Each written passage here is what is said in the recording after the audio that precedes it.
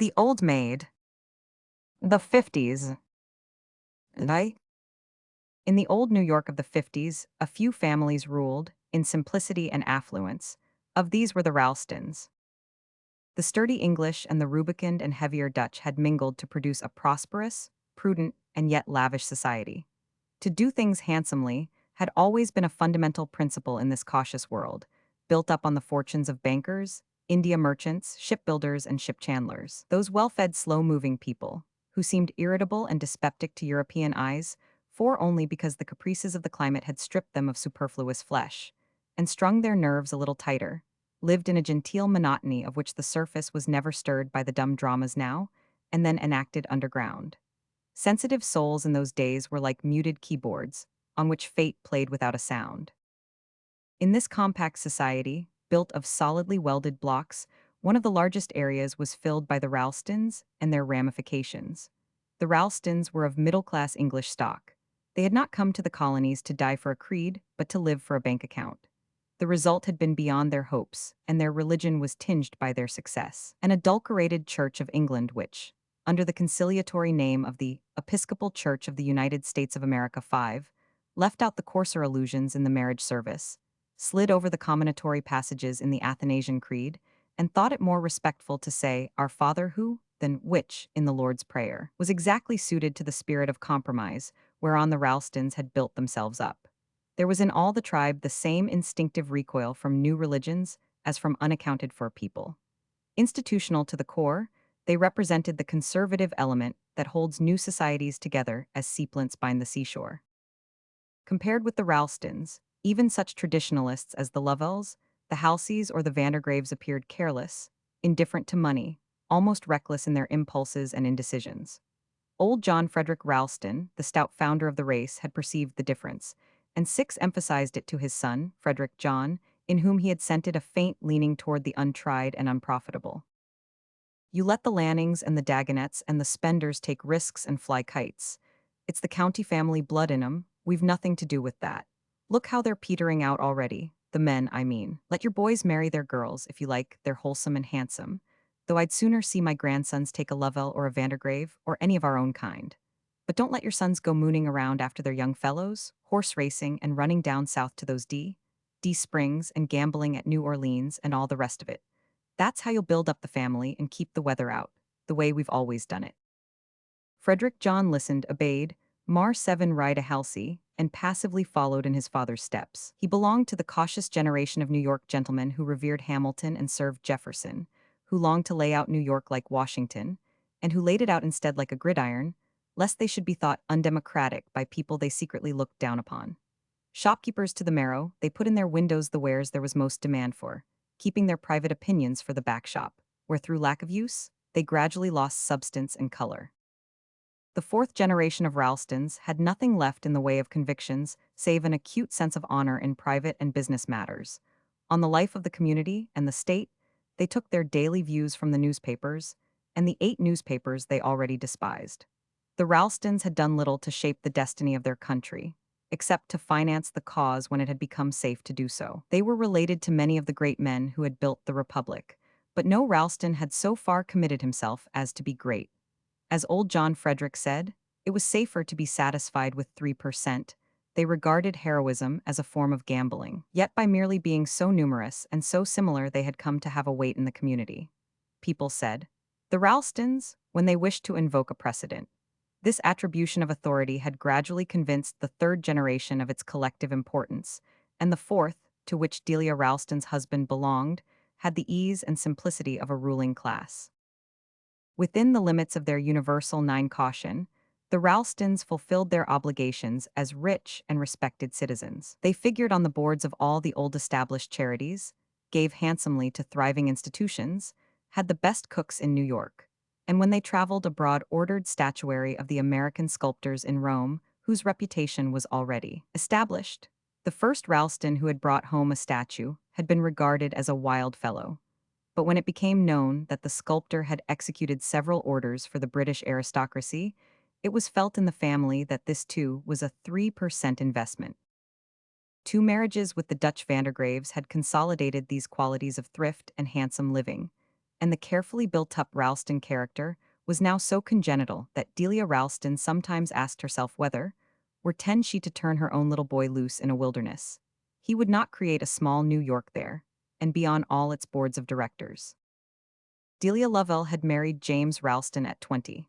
The marriage, which had taken place in the month of September, 1840, had been solemnized, as was then the custom, in the drawing room of the bride's country home, at what is now the corner of Avenue A and 91st Street, overlooking the Sound. Thence her husband had driven her, in Grandmamma Lovell's canary-colored coach with a fringed hammercloth, through spreading suburbs and untidy elm-shaded streets to one of the new houses in Gramercy Park, which the pioneers of the younger set were just beginning to effect. And there, at 25, she was established, the mother of 2 children, 11, the possessor of a generous allowance of pin money, and, by common consent, one of the handsomest and most popular young matrons, as they were called of her day. She was thinking placidly and gratefully of these things as she sat one afternoon in her handsome bedroom in Gramercy Park. She was too near to the primitive Ralstons to have as clear a view of them as, for instance, the son in question might one day command. She lived under them as unthinkingly as one lives under the laws of one's country. Yet that tremor of the muted keyboard, that secret questioning which sometimes beat in her like wings, would now and then so divide her from them that for a fleeting moment she could survey them in their relation to other things. The moment was always fleeting. She dropped back 12 from it quickly, breathless and a little pale, to her children, her housekeeping, her new dresses, and her kindly Jim. She thought of him today with a smile of tenderness, remembering how he had told her to spare no expense on her new bonnet. Though she was 25 and twice a mother, her image was still surprisingly fresh. The plumpness then thought seemly in a young wife stretched the gray silk across her bosom and caused her heavy gold watch chain, after it left the anchorage of the brooch of St. Peter's in mosaic that fastened her low-cut clunny collar, to dangle perilously in the void above a tiny waist buckled into a velvet waistband. But the shoulders above sloped youthfully under her cashmere scarf, and every movement was as quick as a girl's. Mrs. Jim Ralston approvingly examined 13, in the rosy-cheeked oval, set in the blonde ruffles of the bonnet on which, in compliance with her husband's instructions, she had spared no expense. It was a cabriolet of white velvet tied with wide satin ribbons and plumed with a crystal-spangled marabout, a wedding bonnet ordered for the marriage of her cousin, Charlotte Lovell, which was to take place that week at St. Mark's in the Bowery. Charlotte was making a match exactly like Delia's own, marrying a Ralston of the Waverly Place branch, than which nothing could be safer, sounder, or more, well, usual. Delia did not know why the word had occurred to her, for it could hardly be postulated, even of the young women of her own narrow clan, that they usually married Ralstons. But the soundness, safeness, suitability of the arrangement did make it typical of the 14 kind of alliance which a nice girl in the nicest set would serenely and blushingly forecast for herself. Yes, and afterward. Well, what did this new question mean? Afterward? Why, of course, there was the startled, puzzled surrender to the incomprehensible exigencies of the young man, to whom one had at most yielded a rosy cheek in return for an engagement ring. There was the large double bed. The terror of seeing him shaving calmly the next morning, in his shirt sleeves, through the dressing-room door. The evasions, insinuations, resigned smiles, and Bible texts of one's mamma. The reminder of the phrase, to obey, in the glittering blur of the marriage service. A week or a month of flushed distress, confusion, embarrassed pleasure. Then the growth of habit, the insidious lulling of 15, the matter, of course, the dreamless double slumbers in the big white bed, the early morning discussions and consultations through that dressing-room door which had once seemed to open into a fiery pit, scorching the brow of innocence.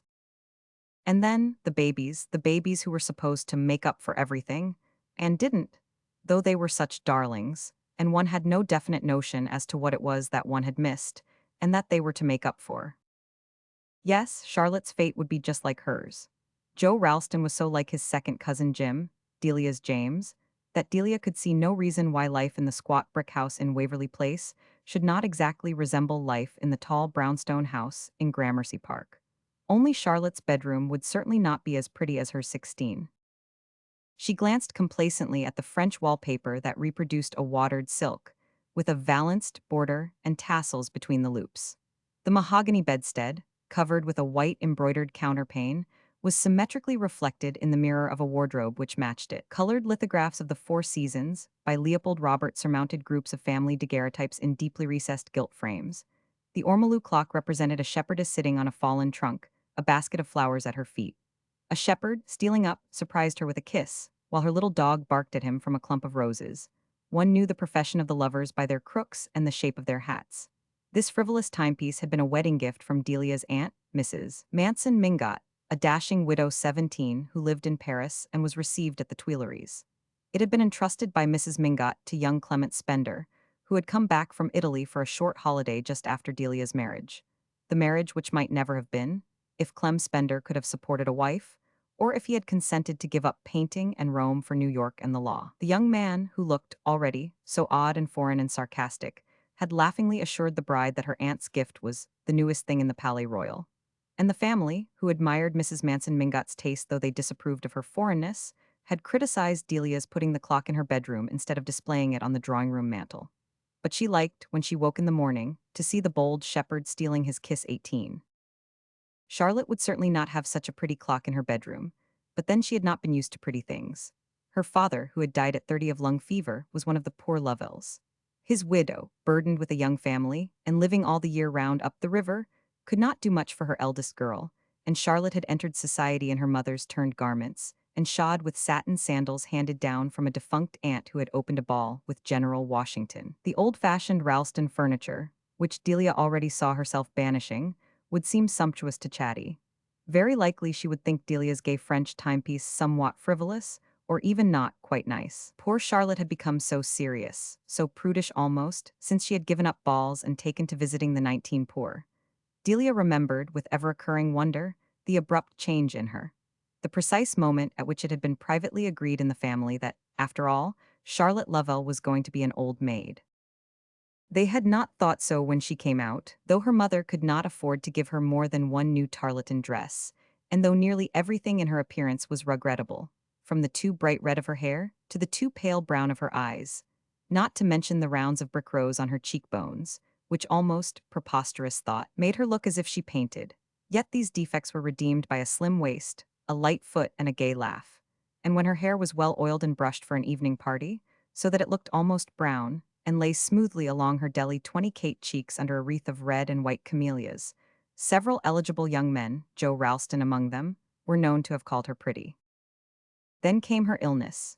She caught cold on a moonlight sleighing party, the brick rose circles deepened, and she began to cough. There was a report that she was going like her father, and she was hurried off to a remote village in Georgia, where she lived alone for a year with an old family governess. When she came back, everyone felt at once that there was a change in her. She was pale and thinner than ever, but with an exquisitely transparent cheek, darker eyes, and redder hair. And the oddness of her appearance was increased by plain dresses of Quakerish cut. She had left off trinkets and watch chains, always wore the same gray cloak and small close bonnet, and displayed a 21 sudden zeal for visiting the indigent.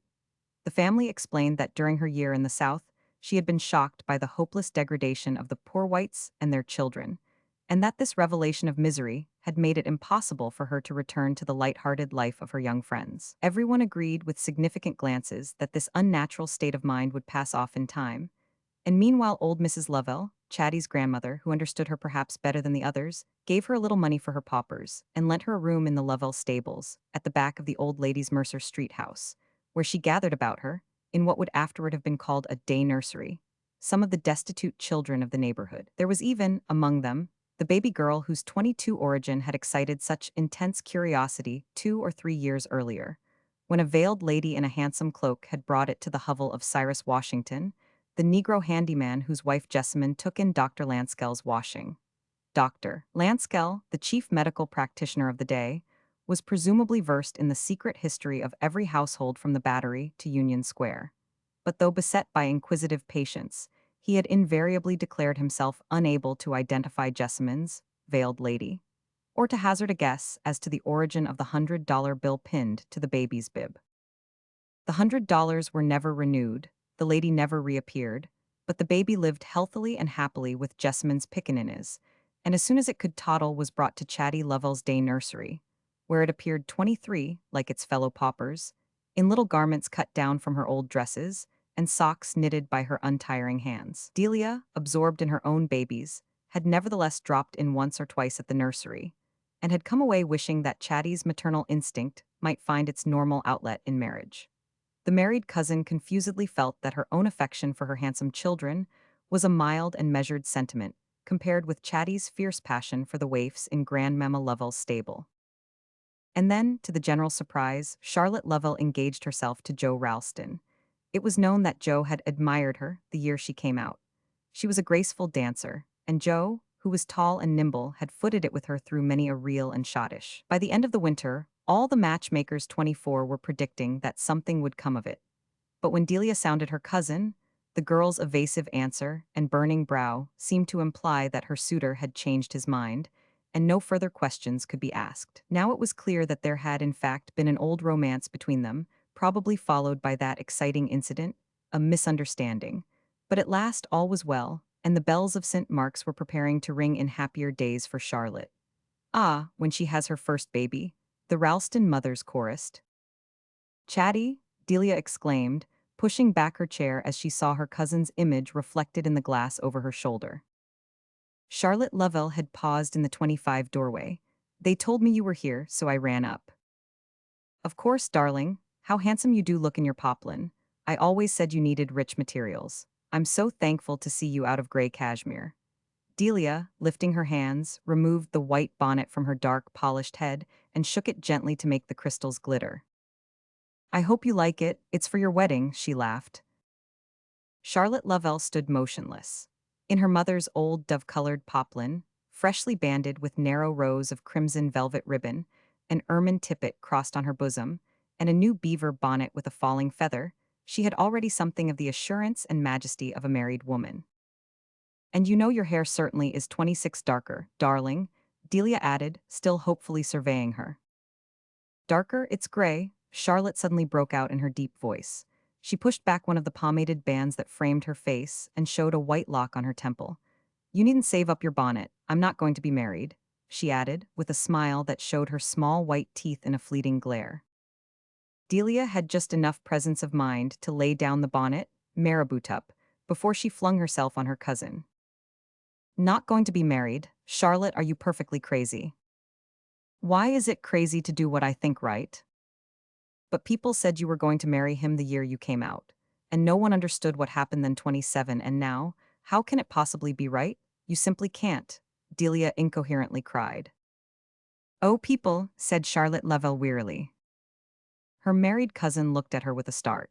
Something thrilled in her voice that Delia had never heard in it, or in any other human voice before. Its echo seemed to set their familiar world rocking, and the Axminster carpet actually heaved under Delia's shrinking slippers. Charlotte Lovell stood staring ahead of her with strained lids. In the pale brown of her eyes, Delia noticed the green specks that floated there when she was angry or excited. Charlotte, where on earth have you come from? She questioned, drawing the girl down to the sofa. Come from 28.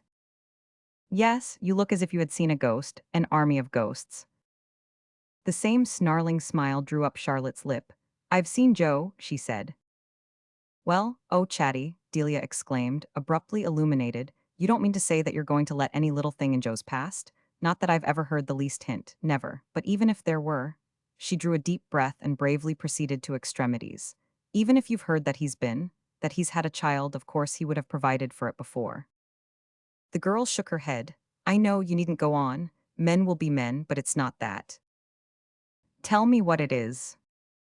Charlotte Lovell looked about the sunny, prosperous room as if it were the image of her world, and that world 29 were a prison she must break out of. She lowered her head. I want to get away, she panted. Get away from Joe. From his ideas, the Ralston ideas. Delia bridled, after all, she was a Ralston. The Ralston ideas? I haven't found them, so unbearably unpleasant to live with, she smiled a little tartly. No, but it was different with you. They didn't ask you to give up things. What things? What in the world, Delia wondered, had poor Charlotte that anyone could want her to give up?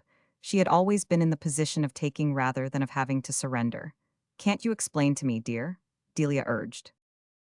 My poor children, he says I'm to give them up, cried the girl in a stricken whisper 30. Give them up, give up helping them. Seeing them, looking after them, give them up altogether. He got his mother to explain to me. After we have children, he's afraid our children might catch things. He'll give me money, of course, to pay someone, a hired person, to look after them. He thought that handsome. Charlotte broke out with a sob. She flung off her bonnet and smothered her prostrate weeping in the cushions. Delia sat perplexed. Of all unforeseen complications, this was surely the least imaginable. And with all the acquired Ralston that was in her, she could not help seeing the force of Joe's objection, could almost find herself agreeing with him. No one in New York had forgotten the death of the poor Henry Van der Leydens, only 31 child, who had caught smallpox at the circus, to which an unprincipled nurse had surreptitiously taken him. After such a warning as that, parents felt justified in every precaution against contagion, and poor people were so ignorant and careless, and their children, of course, so perpetually exposed to everything catching. No, Joe Ralston was certainly right, and Charlotte almost insanely unreasonable. But it would be useless to tell her so now. Instinctively, Delia temporized. After all, she whispered to the prone ear, if it's only after you have children, you may not have any for some time. Oh, yes, I shall, came back in anguish from the cushions. Delia smiled with matronly superiority. Really, Chatty, I don't quite see how you can know, you don't understand. Charlotte Lovell lifted herself up. Her 32 collar of Brussels lace had come undone and hung in a wisp on her crumpled bodice, and through the disorder of her hair, the white lock glimmered haggardly. In her pale brown eyes the little green specks floated like leaves in a trout pool. Poor girl, Delia thought, how old and ugly she looks, more than ever like an old maid, and she doesn't seem to realize in the least that she'll never have another chance. You must try to be sensible, Chatty dear. After all, one's own babies have the first claim. That's just it, the girl seized her fiercely by the wrists. How can I give up my own baby? Delia's world again began to waver under her. Which of the poor little waifs, dearest, do you call your own baby? She questioned patiently. 33. Charlotte looked her straight in the eyes. I call my own baby my own baby. Your own, take care you're hurting my wrists, Chatty. Delia freed herself, forcing a smile. Your own. My own little girl, the one that Jessamine and Cyrus. Oh, Delia Ralston gasped. The two cousins sat silent, facing each other, but Delia looked away. It came over her with a shudder of repugnance that such things, even if they had to be said, should not have been spoken in her bedroom, so near the spotless nursery across the passage. Mechanically, she smoothed the organ-like folds of her silk skirt, which her cousin's embrace had tumbled. Then she looked again at Charlotte's eyes, and her own melted. Oh, poor Chatty, my poor Chatty. She held out her arms to her cousin. 34. Roman 2. The shepherd continued to steal his kiss from the shepherdess, and the clock in the fallen trunk continued to tick out the minutes. Delia, petrified, sat unconscious of their passing, her cousin clasped to her. She was dumb with the horror and amazement of learning that her own blood ran in the veins of the anonymous foundling, the $100 baby, about whom New York had so long furtively jested and conjectured. It was her first contact with the nether side of the smooth social surface, and she sickened at the thought that such things were, and that she, Delia Ralston, should be hearing of them in her 35 own house and from the lips of the victim. For Chatty, of course, was a victim, but whose? She had spoken no name, and Delia could put no question. The horror of it sealed her lips. Her mind had instantly raced back over Chatty's past, but she saw no masculine figure in it but Joe Ralston S. And to connect Joe with the episode was obviously unthinkable. Someone in the South then? But no. Charlotte had been ill when she left, and in a flash Delia understood the real nature of that illness and of the girl's disappearance. But from such speculations too her mind recoiled, and instinctively she fastened on something she could still grasp, Joe Ralston's attitude about Chatty's paupers. Of course Joe could not let his wife risk bringing contagion into their home. That was safe ground to dwell on. Her own Jim would have felt 36 in the same way, and she would certainly have agreed with him. Her eyes traveled back to the clock. She always thought of Clem Spender when she looked at the clock, and suddenly she wondered, if things had been different, what he would have said if she had made such an appeal to him as Charlotte had made to Joe. The thing was hard to imagine, yet in a flash of mental readjustment Delia saw herself as Clem's wife, she saw her children as his, she pictured herself asking him to let her go on caring for the poor waifs in the Mercer Street stable, and she distinctly heard his laugh and his light answer. Why on earth did you ask, you little goose? Do you take me for such a Pharisee as that? Yes, that was Clem Spender all over, tolerant, reckless, indifferent to consequences, always doing the kind thing at 37 the moment, and too often leaving others to pay the score. There's something cheap about Clem, Jim had once said in his heavy way. Delia Ralston roused herself and pressed her cousin closer. Chatty, tell me, she whispered. There's nothing more. I mean about yourself, this thing, this. Clem Spender's voice was still in her ears. You loved someone, she breathed. Yes, that's over. Now it's only the child, and I could love Joe in another way. Chatty Lovell straightened herself, wan and frowning. I need the money, I must have it for my baby, or else they'll send it to an institution. She paused, but that's not all. I want to marry to be a wife like all of you. I should have loved Joe 38's children are children. Life doesn't stop. No, I suppose not, but you speak as if, the person who took advantage of you. No one took advantage of me. I was lonely and unhappy. I met someone who was lonely and unhappy. People don't all have your luck. We were both too poor to marry each other, and mother would never have consented. And so one day before he said goodbye. He said goodbye. Yes, he was going to leave the country. He left the country knowing. How was he to know? He doesn't live here. He'd just come back to see his family for a few weeks. 39. She broke off, her thin lips pressed together upon her secret. There was a silence. Blindly Delia stared at the bold shepherd. Come back from where? She asked at length in a low tone. Oh, what does it matter? You wouldn't understand. Charlotte broke off, in the very words her married cousin had compassionately addressed to her virginity. A slow blush rose to Delia's cheek. She felt oddly humiliated by the rebuke conveyed in that contemptuous retort. She seemed to herself shy, ineffectual, as incapable as an ignorant girl of dealing with the abominations that Charlotte was thrusting on her. But suddenly, some fierce feminine intuition struggled and woke in her. She forced her eyes upon her cousin's fort. You won't tell me who it was. What's the use? I haven't told anybody. Then why have you come to me? Charlotte's stony face broke up in weeping. It's for my baby, my baby. Delia did not heed her. How can I help you if I don't know? She insisted in a harsh, dry voice. Her heartbeats were so violent that they seemed to send up throttling hands to her throat. Charlotte made no answer. Come back from where? Delia doggedly repeated, and at that with a long wail the girl flung her hands up, screening her eyes. He always thought you'd wait for him, she sobbed out, and then when he found 40 when you hadn't, and that you were marrying Jim?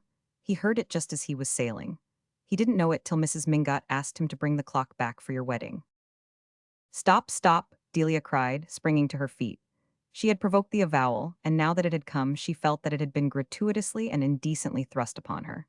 Was this New York, her safe, friendly, hypocritical New York? Was this James Ralston's house, and this his wife listening to such revelations of dishonor?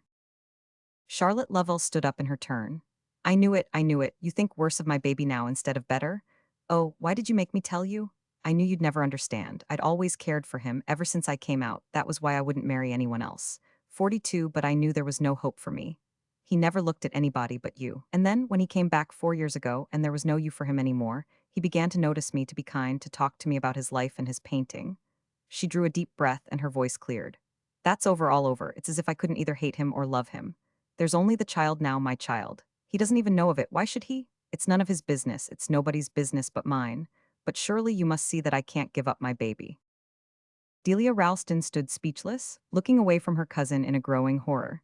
She had lost all sense of reality, all feeling of safety and self-reliance.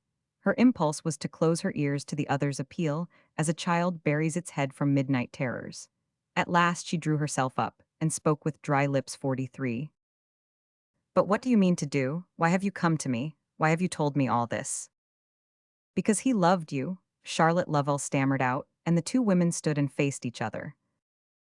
Slowly the tears rose to Delia's eyes and rolled down her cheeks, moistening her parched lips. Through the tears she saw her cousin's haggard countenance waver and droop like a drowning face under water. Things half-guessed, obscurely felt, surged up from unsuspected depths in her.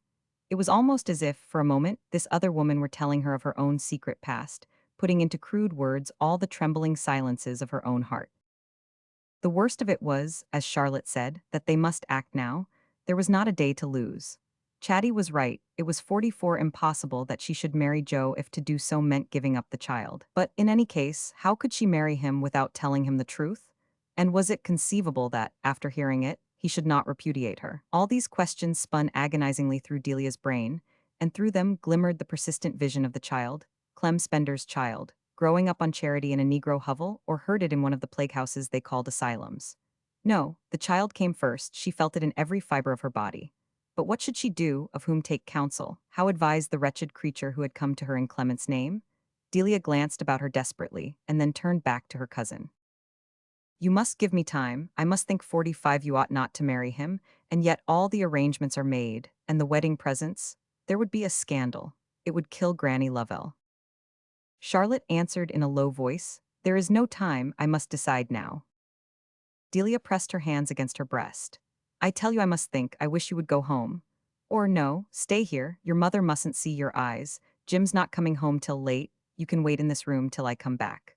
She had opened the wardrobe and was reaching up for a plain bonnet and heavy veil. Stay here, but where are you going? I don't know, I want to walk to get the air. I think I want to be alone. Feverishly, Delia unfolded her paisley shawl, tied on bonnet and veil, thrust her 46 mittened hands into her muff. Charlotte, without moving, stared at her dumbly from the sofa. You'll wait, Delia insisted, on the threshold. Yes, I'll wait. Delia shut the door and hurried down the stairs 47. Romans 3. She had spoken the truth in saying that she did not know where she was going. She simply wanted to get away from Charlotte's unbearable face and from the immediate atmosphere of her tragedy. Outside, in the open, perhaps it would be easier to think. As she skirted the park rails, she saw her rosy children playing, under their nurse's eye, with the pampered progeny of other square dwellers. The little girl had on her new plaid velvet bonnet and white tippet, and the boy his Highland cap and broadcloth spencer. How happy and jolly they looked. The nurse spied 48 her, but she shook her head, waved at the group and hurried on. She walked and walked through the familiar streets decked with bright winter sunshine. It was early afternoon, an hour when the gentlemen had just returned to their offices, and there were few pedestrians in Irving Place and Union Square. Delia crossed the square to Broadway. The Lovell house in Mercer Street was a sturdy, old-fashioned brick dwelling. A large stable adjoined it, opening on an alley such as Delia, on her honeymoon trip to England, had heard called a mews. She turned into the alley, entered the stable court, and pushed open a door. In a shabby whitewashed room, a dozen children, gathered about a stove, were playing with broken toys. The Irishwoman who had charge of them was cutting out small garments on a 49 broken-legged deal table. She raised a friendly face, recognizing Delia as the lady who had once or twice been to see the children with Miss Charlotte. Delia paused, embarrassed. I came to ask if you need any new toys, she stammered. That we do, ma'am, and many another thing too, though Miss Charlotte tells me I'm not to beg of the ladies that comes to see our poor darlin' S. Oh, you may beg of me, Bridget, Mrs. Ralston answered, smiling. Let me see your babies, it's so long since I've been here. The children had stopped playing, and, huddled against their nurse, gazed up open-mouthed at the rich, rustling lady. One little girl with pale brown eyes and scarlet cheeks was dressed in a plaid alpaca frock, trimmed with imitation coral 50 buttons that Delia remembered. Those buttons had been on Charlotte's best dress the year she came out. Delia stopped and took up the child. Its curly hair was brown, the exact color of the eyes, thank heaven, but the eyes had the same little green spangles floating in their transparency. Delia sat down, and the little girl, standing on her knee, gravely fingered her watch chain. Oh, ma'am, maybe her shoes'll soil your skirt. The floor here ain't none too clean. Delia shook her head and pressed the child against her. She had forgotten the other gazing babies and their wardress. The little creature on her knee was made of different stuff. It had not needed the plaid alpaca and coral buttons to single her out. Her brown curls grew in points on her high forehead, exactly as Clement 51 Spender's did. Delia laid a burning cheek against the forehead. Baby want my lovely yellow chain. Baby did. Delia unfastened the gold chain and hung it about the child's neck. The other babies clapped and crowed, but the little girl, gravely dimpling, continued to finger the links in silence. Oh, ma'am, you can't leave that fine chain on little Teeny, when she has to go back to those blacks. What is her name? Tina they call her, I believe. It don't seem a Christian name, Harleigh. Delia was silent. What I say is her cheeks is too red, and she coughs too easy, always one cold and another. Here, teeny, leave the lady go. Delia stood up, loosening the tender arms. She doesn't want to leave go of you, ma'am. Miss Chatty ain't been in today, and the little thing's kinder lonesome without her. She don't play like the other children somehow. Teeny, you look at that lovely chain you've got. There now. Goodbye, Clementina, Delia whispered below her breath. She kissed the pale brown eyes, the curly crown, and dropped her veil on rushing tears. In the stable-yard, she dried them on her large embroidered handkerchief and stood hesitating. Then with a decided step she turned toward home. The house was as she had left it, except that the children had come in. She heard them romping in the nursery as she went down the passage to her bedroom. Char 53 Lot Lovell was seated on the sofa, upright and rigid, as Delia had left her. Chatty, Chatty, I've thought it out. Listen, whatever happens, the baby shan't stay with those people. I mean to keep her. Charlotte stood up, tall and white. The eyes in her thin face had grown so dark that they seemed like spectral hollows in a skull. She opened her lips to speak, and then, snatching at her handkerchief, pressed it to her mouth and sank down again. A red trickle dripped through the handkerchief onto her poplin skirt. Charlotte, Charlotte, Delia screamed, on her knees beside her cousin. Charlotte's head slid back against the cushions and the trickle ceased. She closed her eyes, and Delia, seizing a vinaigrette from the dressing table, held it to her pinched nos 54 trills. The room was filled with an acrid aromatic scent. Charlotte's lids lifted. Don't be frightened, I still spit blood sometimes, not often. My lung is nearly healed, but it's the terror. No, no, there's to be no more terror. I tell you I've thought it all out. Jim is going to let me take the baby. The girl raised herself haggardly. Jim, have you told him? Is that where you've been? No, darling, I've only been to see the baby. Oh, Charlotte moaned, leaning back again. Delia took her own handkerchief and wiped away the tears that were raining down her cousin's cheeks. You mustn't cry, Chatty, you must be brave. Your little girl and his, how could you think? But you must give me time, 55 I must manage it in my own way. Only trust me. Charlotte's lips stirred faintly. The tears, don't dry them, Delia. I like to feel them. The two cousins continued to lean against each other without speaking. The ormolu clock ticked out the measure of their mute communion in minutes, quarters, a half hour, then an hour. The day declined and darkened, the shadows lengthened across the garlands of the Axminster and the broad white bed. There was a knock. The children's waiting to say their grace before supper, ma'am. Yes, Eliza, let them say it to you. I'll come later. As the nurse's steps receded, Charlotte Lovell disengaged herself from Delia's embrace. Now I can go, she said 56. You're not too weak, dear. I can send for a coach to take you home. No, no, it would frighten Mother, and I shall like walking now in the darkness. Sometimes the world used to seem all one awful glare to me. There were days when I thought the sun would never set, and then there was the moon at night. She laid her hands on her cousin's shoulders. Now it's different. By and by I shan't hate the light. The two women kissed each other, and Delia whispered, Tomorrow 57. Roman 4. The Ralstons gave up old customs reluctantly, but once they had adopted a new one, they found it impossible to understand why everyone else did not immediately do likewise. When Delia, who came of the Laxer Lovells, and was naturally inclined to novelty, had first proposed to her husband to dine at 6 o'clock instead of 2, his malleable young face had become as relentless as that of the old original Ralston in his grim colonial portrait. But after 2 days' resistance, he had come round to his wife's view, and now smiled contemptuously at the obstinacy of those 58 who clung to a heavy midday meal and high tea. There's nothing I hate like narrow-mindedness. Let people eat when they like, for all I care. It's their narrow-mindedness that I can't stand. Delia was thinking of this as she sat in the drawing-room. Her mother would have called it the parlor, waiting for her husband's return.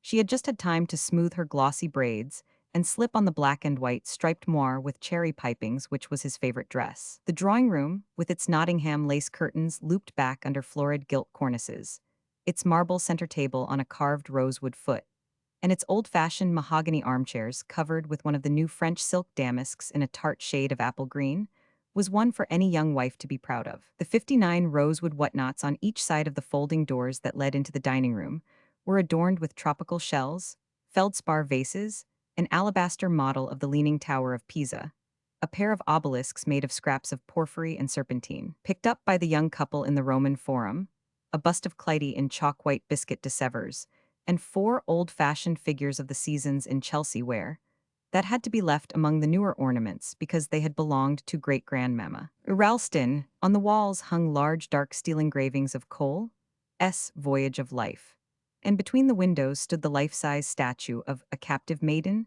executed for Jim Ralston's father by the celebrated Harriet Hosmer, immortalized in Hawthorne's novel of The Marble Faun. On the table lay handsomely tooled copies of 60 Turner's Rivers of France, Drake's Culprit Fay, Crabbe's Tales, and the Book of Beauty containing portraits of the British peeresses who had participated in the Earl of Eglinton's tournament. As Delia sat there, before the hard coal fire in its arched opening of black marble, her citronwood work table at her side, and one of the new French lamps shedding a pleasant light on the center table from under a crystal-fringed shade, she asked herself how she could have passed, in such a short time, so completely out of her usual circle of impressions and convictions, so much farther than ever before beyond the Ralston horizon. Here it was, closing in on her again, as if the very plaster ornaments of the ceiling, the forms of the furniture, the cut of her dress, had been built out of Ralston prejudices, and turned to adamant by the touch of Ralston hands 61. She must have been mad, she thought, to have committed herself so far to Charlotte. Yet, turn about as she would in the ever-tightening circle of the problem, she could still find no other issue. Somehow, it lay with her to save Clem Spender's baby. She heard the sound of the latchkey, her heart had never beat so high at it, and the putting down of a tall hat on the hall console, or of two tall hats, was it? The drawing-room door opened, and two high-stocked and ample-coated young men came in, two Jim Ralstons, so to speak. Delia had never before noticed how much her husband and his cousin Joe were alike. It made her feel how justified she was in always thinking of the Ralstons collectively. She would not have been young and tender, and a happy wife, if she had not 62 thought Joe but an indifferent copy of her Jim. Yet, allowing for defects in the reproduction, there remained a striking likeness between the two tall athletic figures. The short sanguine faces with straight noses, straight whiskers, straight brows, candid blue eyes, and sweet selfish smiles. Only at the present moment, Joe looked like Jim with a toothache. "Look here, my dear, here's a young man who's asked to take potluck with us." Jim smiled with the confidence of a well-nourished husband who knows that he can always bring a friend home. "How nice of you, Joe. Do you suppose he can put up with oyster soup and a stuffed goose?" Delia beamed upon her husband. "I knew it, I told you so, my dear chap. He said you wouldn't like it, that you'd be fussed about the dinner. Wait 63 till you're married, Joseph Ralston." Jim brought down a genial paw on his cousin's bottle-green shoulder, and Joe grimaced as if the tooth had stabbed him. "It's excessively kind of you, Cousin Delia, to take me in this evening. The fact is—" "Dinner first, my boy, if you don't mind. A bottle of Burgundy will brush away the blue devils. Your arm to your cousin, please. I'll just go and see that the wine is brought up." Oyster soup, broiled bass, stuffed goose, apple fritters, and green peppers, followed by one of Grandmamma Ralston's famous caramel custards. Through all her mental anguish, Delia was faintly aware of a secret pride in her achievement. Certainly, it would serve to confirm the rumor that Jim Ralston could always 64 bring a friend home to dine without notice.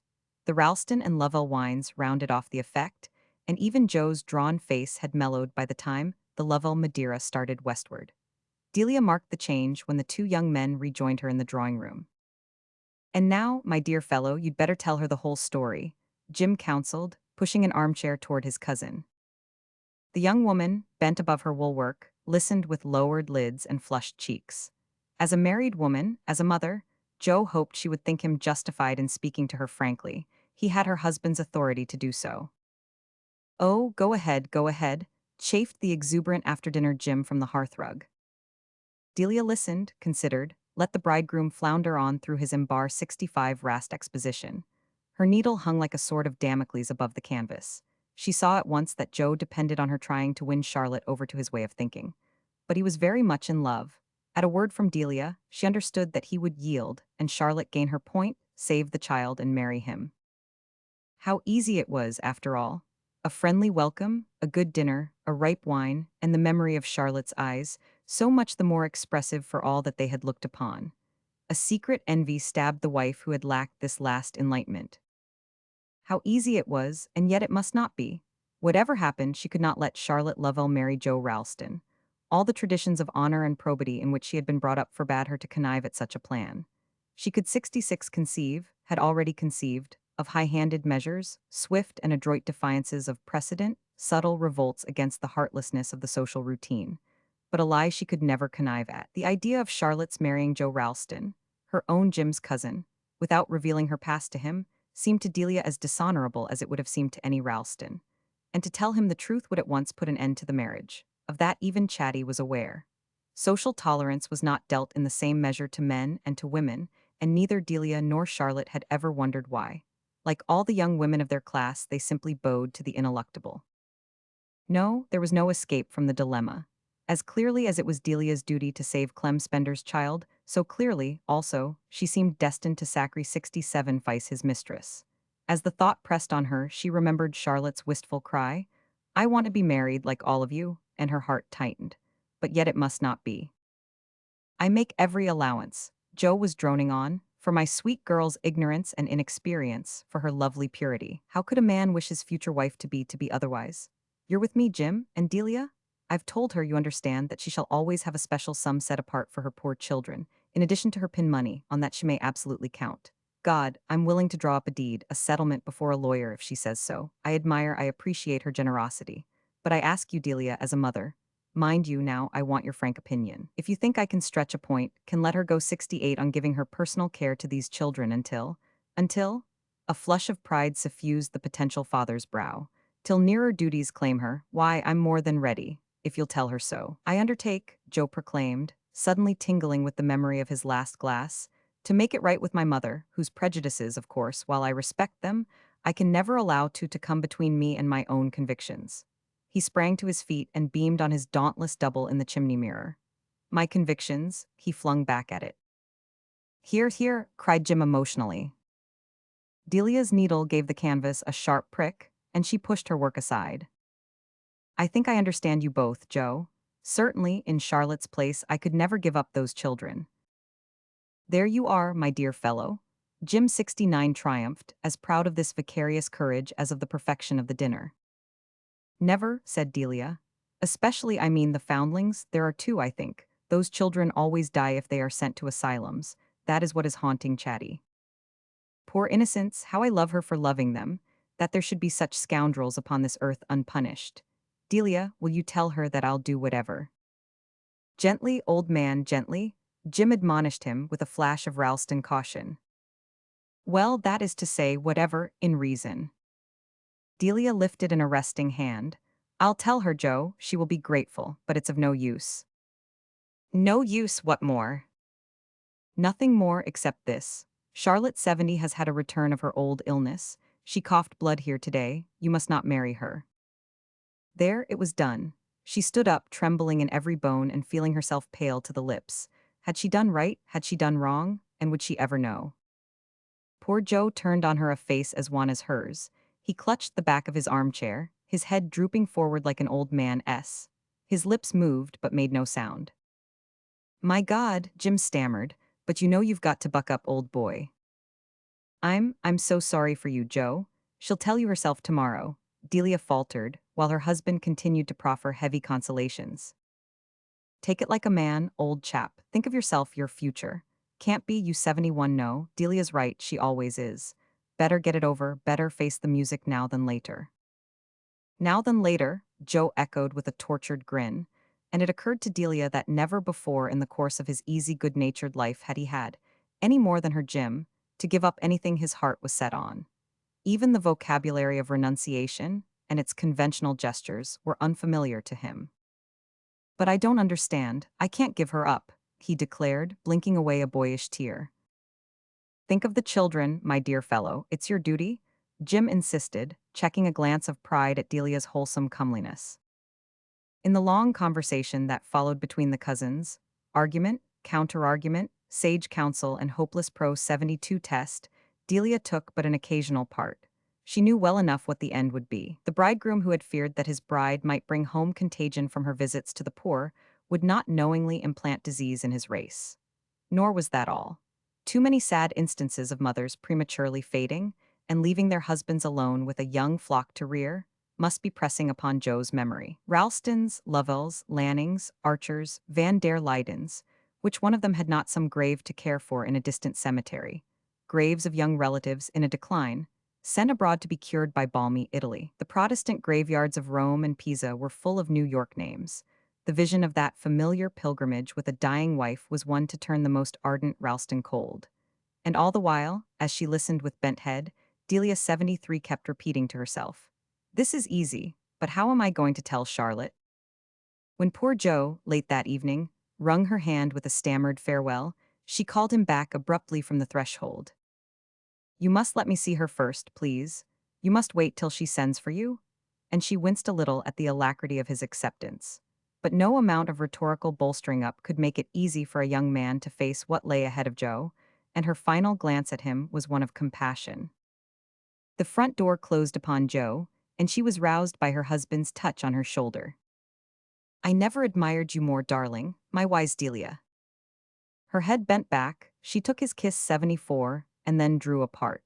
The sparkle in his eyes she understood to be as much an invitation to her bloom as a tribute to her sagacity. She held him at arm's length. "What should you have done, Jim, if I'd had to tell you about myself what I've just told Joe about Chatty?" A slight frown showed that he thought the question negligible and hardly in her usual taste. "Come," his strong arm entreated her. She continued to stand away from him with grave eyes. Poor Chatty, nothing left now. His own eyes grew grave, in instant sympathy. At such moments he was still the sentimental boy whom she could manage. Ah, poor Chatty, indeed.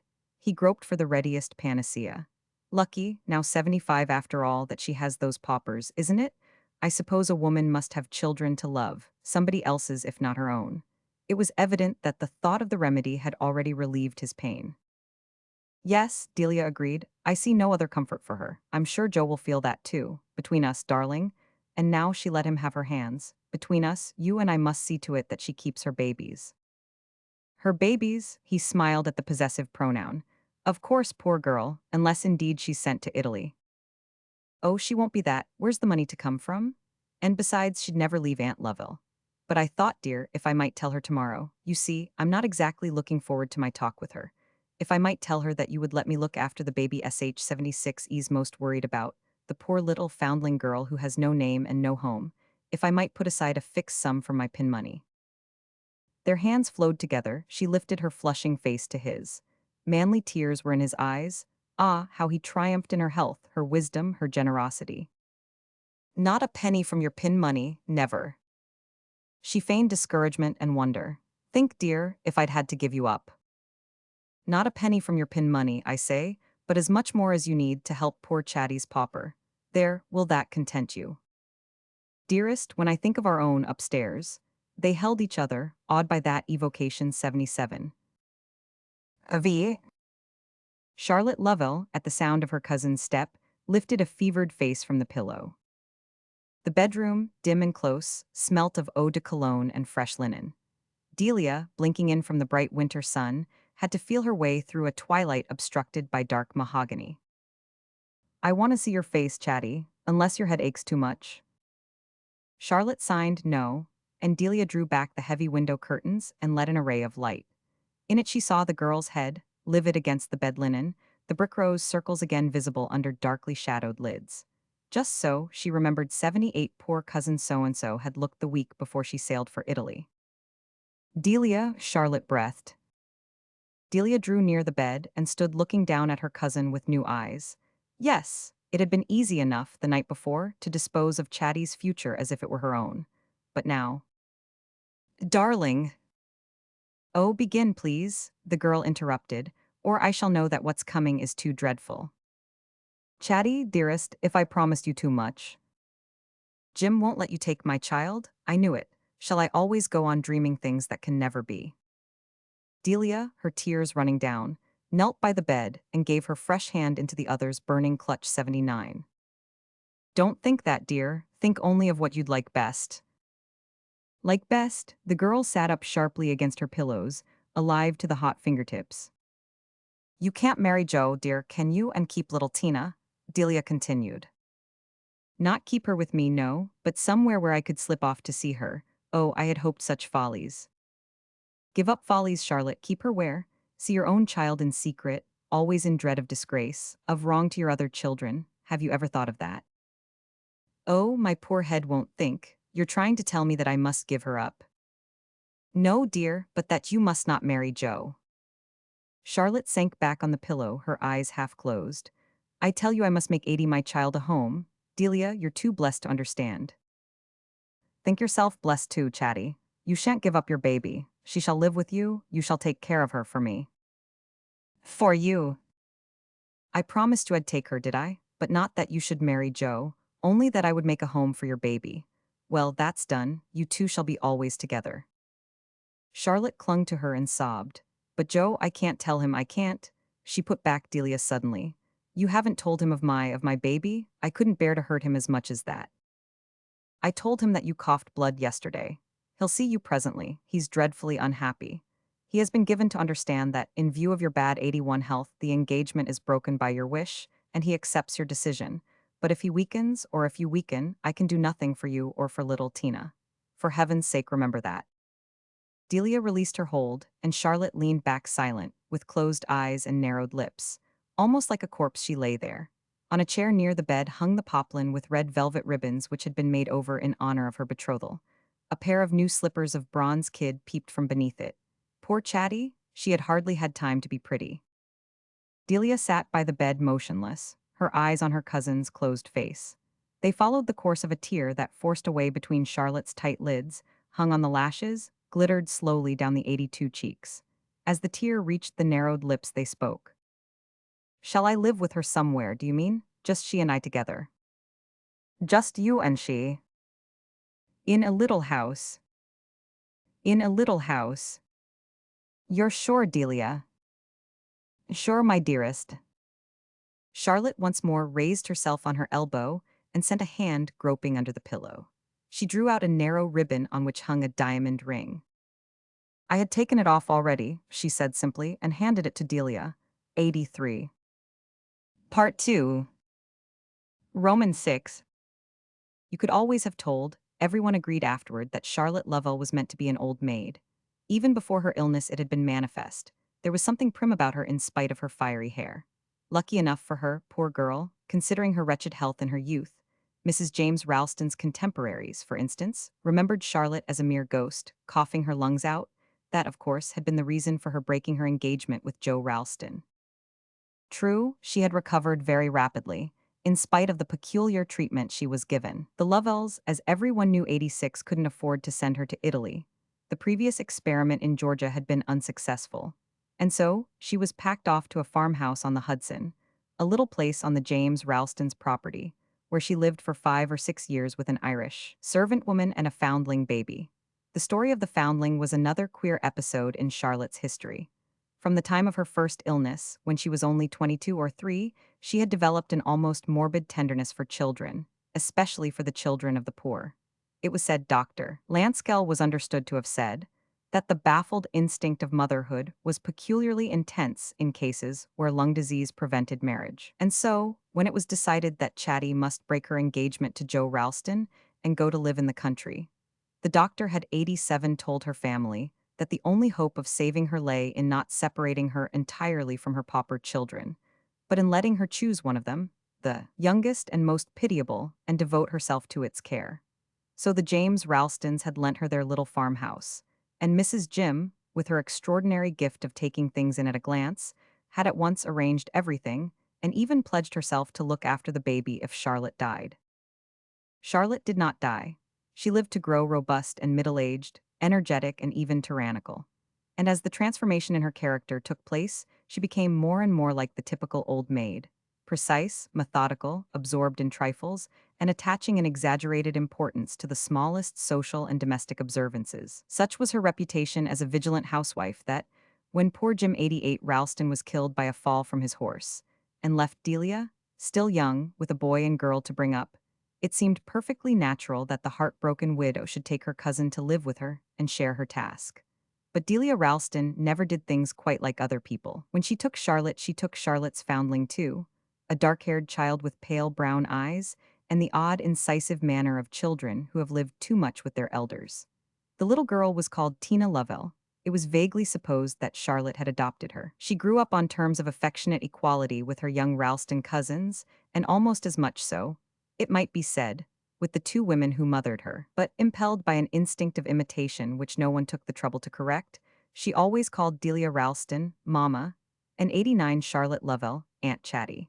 She was a brilliant and engaging creature, and people marveled at poor Chatty's luck in having chosen so interesting a specimen among her foundlings, for she was by this time supposed to have had a whole asylumful to choose from. The agreeable elderly bachelor, Sillerton Jackson, returning from a prolonged sojourn in Paris, where he was understood to have been made much of by the highest personages, was immensely struck by Tina's charms when he saw her at her coming-out ball, and asked Delia's permission to come some evening and dine alone with her and her young people. He complimented the widow on the rosy beauty of her own young Delia.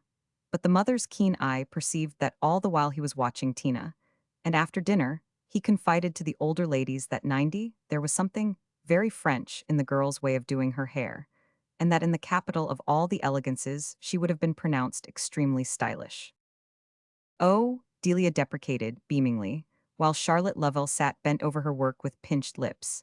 But Tina, who had been laughing with her cousins at the other end of the room, was around upon her elders in a flash.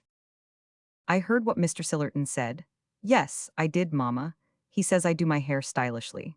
Didn't I always tell you so? I know it's more becoming to let it curl as it wants to than to plaster it down with bandoline like aunties. Tina, you always think people are admiring you, Miss Lovell protested. Why shouldn't I when they do? The girl laughingly challenged, and turning her mocking eyes on Sillerton Jackson, 91, do tell Aunt Charlotte not to be so dreadfully old maidish. Delia saw the blood rise to Charlotte Lovell's face. It no longer painted two brick rose circles on her thin cheekbones, but diffused a harsh flush over her whole countenance. From the collar fastened with an old-fashioned garnet brooch to the pepper and salt hair, with no trace of red left in it, flattened down over her hollow temples. That evening, when they went up to bed, Delia called Tina into her room. You ought not to speak to your Aunt Charlotte as you did this evening, dear. It's disrespectful. You must see that it hurts her. The girl overflowed with compunction. Oh, I'm so sorry, because I said she was an old maid. But she isn't she, Mama? In her inmost soul, I mean. I do be 92 leave she's ever been young, ever thought of fun or admiration or falling in love, do you? That's why she never understands me, and you always do, you darling dear Mama. With one of her light movements, Tina was in the widow's arms. Child, Delia softly scolded, kissing the dark curls planted in 5 points on the girl's forehead. There was a soft footfall in the passage, and Charlotte Lovell stood in the door. Delia, without moving, sent her a glance of welcome over Tina's shoulder. Come in, Charlotte. I'm scolding Tina for behaving like a spoilt baby before Sillerton Jackson. What will he think of her? Just what she deserves, probably, Charlotte returned with a cold smile. Tina went toward her, and her thin lips touched the girl's proffered forehead just where 93 Delia's warm kiss had rested. Good night, child, she said in her dry tone of dismissal. The door closed on the two women, and Delia signed to Charlotte to take the armchair opposite to her own. Not so near the fire, Miss Lovell answered. She chose a straight-back seat and sat down with folded hands. Delia's eyes rested absently on the thin ringless fingers. She wondered why Charlotte never wore her mother's jewels. I overheard what you were saying to Tina, Delia. You were scolding her because she called me an old maid. It was Delia's turn to color. I scolded her for being disrespectful, dear. If you heard what I said, you can't think that I was too severe.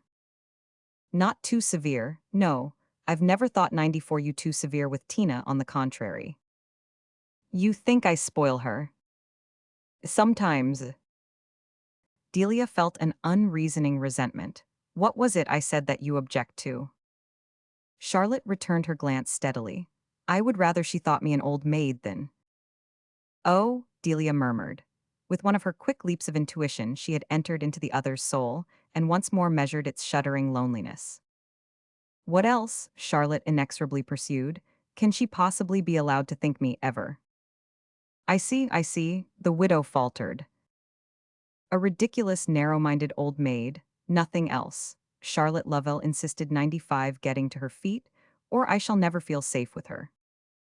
Good night, my dear, Delia said compassionately.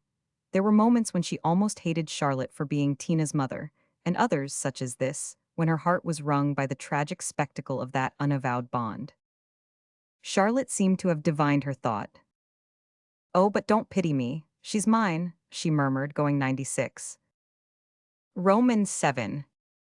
Delia Ralston sometimes felt that the real events of her life did not begin until both her children had contracted, so safely and suitably, their irreproachable New York alliances. The boy had married first, choosing a Vandergrave in whose father's bank at Albany he was to have an immediate junior partnership. And young Delia, as her mother had foreseen she would, had selected John Junius, the safest and soundest of the many young Halseys, and followed him to his parents' house the year after her brother's marriage. After young Delia had left the house in Gramercy Park, it was inevitable that Tina 97 should take the center front of its narrow stage. Tina had reached the marriageable age, she was admired and sought after. But what hope was there of her finding a husband? The two watchful women did not propound this question to each other, but Delia Ralston, brooding over it day by day, and taking it up with her when she mounted at night to her bedroom, knew that Charlotte Lovell, at the same hour, carried the same problem with her to the floor above. The two cousins, during their 8 years of life together, had seldom openly disagreed. Indeed, it might almost have been said that there was nothing open in their relation. Delia would have had it otherwise. After they had once looked so deeply into each other's souls, it seemed unnatural that a veil should fall between them. But she understood that Tin 98A's ignorance of her origin must at all costs be preserved, and that Charlotte Lovell, abrupt, passionate, and inarticulate, knew of no other security than to wall herself up in perpetual silence. So far had she carried this self-imposed reticence that Mrs. Ralston was surprised at her suddenly asking, soon after young Delia's marriage, to be allowed to move down into the small bedroom next to Tina's that had been left vacant by the bride's departure. "But you'll be so much less comfortable there, Chatty. Have you thought of that? Or is it on account of the stairs?" "No, it's not the stairs," Charlotte answered with her usual bluntness. How could she avail herself of the pretext Delia offered her, when Delia knew that she still ran up and down the 3 flights like a girl? "It's because I should be next to 99 Tina," she said, in a low voice that jarred like an untuned string. "Oh, very well, as you please." Mrs. Ralston could not tell why she felt suddenly irritated by the request, unless it were that she had already amused herself with the idea of fitting up the vacant room as a sitting room for Tina.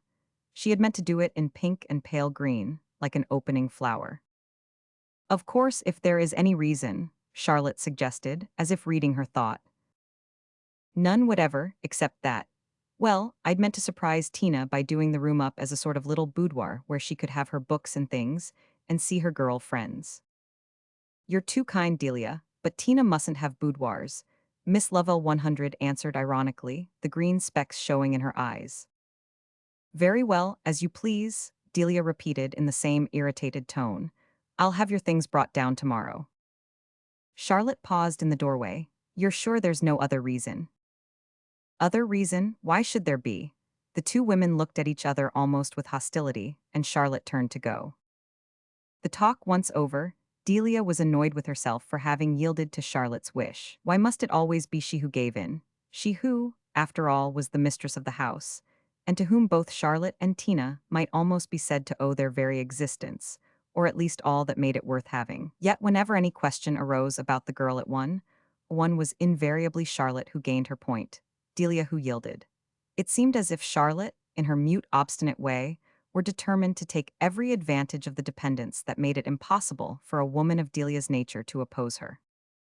In truth, Delia had looked forward more than she knew to the quiet talks with Tina to which the little boudoir would have lent itself. While her own daughter inhabited the room, Mrs. Ralston had been in the habit of spending an hour there every evening, chatting with the two girls while they undressed, and listening to their comments on the incidents of the day. She always knew beforehand exactly what her own girl would say, but Tina's views and opinions were a perpetual delicious shock to her. Not that they were strange or unfamiliar. There were moments when they seemed to well straight up from the dumb one two depths of Delia's own past. Only they expressed feelings she had never uttered, ideas she had hardly avowed to herself. Tina sometimes said things which Delia Ralston, in far-off self-communions, had imagined herself saying to Clement Spender. And now there would be an end to these evening talks. If Charlotte had asked to be lodged next to her daughter, might it not conceivably be because she wished them to end? It had never before occurred to Delia that her influence over Tina might be resented. Now the discovery flashed a light far down into the abyss which had always divided the two women. But a moment later Delia reproached herself for attributing feelings of jealousy to her cousin. Was it not rather to herself that she should have ascribed them? Charlotte, as Tina's mother, had every right to wish 103 to be near her in all senses of the word. What claim had Delia to oppose to that natural privilege? The next morning she gave the order that Charlotte's things should be taken down to the room next to Tina's. That evening, when bedtime came, Charlotte and Tina went upstairs together, but Delia lingered in the drawing room, on the pretext of having letters to write. In truth, she dreaded to pass the threshold where, evening after evening, the fresh laughter of the two girls used to waylay her, while Charlotte Lovell already slept her old maid sleep on the floor above. A pang went through Delia at the thought that henceforth she would be cut off from this means of keeping her hold on Tina. An hour later, when she mounted the stairs in her turn, she was guiltily con 104 of moving as noiselessly as she could along the heavy carpet of the corridor, and of pausing longer than was necessary over the putting out of the gas jet on the landing. As she lingered, she strained her ears for the sound of voices from the adjoining doors behind which Charlotte and Tina slept. She would have been secretly hurt at hearing talk and laughter from within. But none came, nor was there any light beneath the doors. Evidently Charlotte, in her hard methodical way, had said good night to her daughter, and gone straight to bed as usual. Perhaps she had never approved of Tina's vigils, of the long undressing punctuated with mirth and confidences. She might have asked for the room next to her daughter's simply because she did not want the girl to miss her beauty sleep. Whenever Delia tried to explore the 105 secret of her cousin's actions, she returned from the adventure, humiliated and abashed by the base motives she found herself attributing to Charlotte. How was it that she, Delia Ralston, whose happiness had been open and avowed to the world, so often found herself envying poor Charlotte the secret of her scanted motherhood? She hated herself for this movement of envy whenever she detected it, and tried to atone for it by a softened manner and a more anxious regard for Charlotte's feelings. But the attempt was not always successful, and Delia sometimes wondered if Charlotte did not resent any show of sympathy as an indirect glance at her misfortune. The worst of suffering such as hers was that it left one sore to the gentlest touch. Delia, slowly undressing before the same lace-draped toilet glass which had 106 reflected her bridal image, was turning over these thoughts when she heard a light knock. She opened the door, and there stood Tina, in a dressing gown, her dark curls falling over her shoulders. With a happy heartbeat, Delia held out her arms. "I had to say good night, Mama," the girl whispered. "Of course, dear." Delia pressed a long kiss on her lifted forehead. "Run off now, or you might disturb your aunt. You know she sleeps badly, and you must be as quiet as a mouse now she's next to you." "Yes, I know," Tina acquiesced, with a grave glance that was almost of complicity. She asked no further question. She did not linger. Lifting Delia's hand, she held it a moment against her cheek, and then stole out as noiselessly as she had come 107. Roman 8. "But you must see," Charlotte Lovell insisted, laying aside the Evening Post, "that Tina has changed. You do see that?" The two women were sitting alone by the drawing-room fire in Gramercy Park. Tina had gone to dine with her cousin, young Mrs. John Junius Halsey, and was to be taken afterward to a ball at the Vandergraves, from which the John Juniuses had promised to see her home. Mrs. Ralston and Charlotte, their early dinner finished, had the long evening to themselves. Their custom, on such occasions, was for Charlotte to read the news aloud to her cousin, while the latter M18 broidered. But tonight, all through Charlotte's conscientious progress from column to column, without a slip or an omission, Delia had felt her, for some special reason, alert to take advantage of her daughter's absence. To gain time before answering, Mrs. Ralston bent over a stitch in her delicate white embroidery. "Tina changed since when?" she questioned. The answer flashed out instantly. "Since Lanning Halsey has been coming here so much." "Lanning? I used to think he came for Delia," Mrs. Ralston mused, speaking at random to gain still more time. "It's natural you should suppose that everyone came for Delia," Charlotte rejoined dryly. "But as Lanning continues 109 to seek every chance of being with Tina."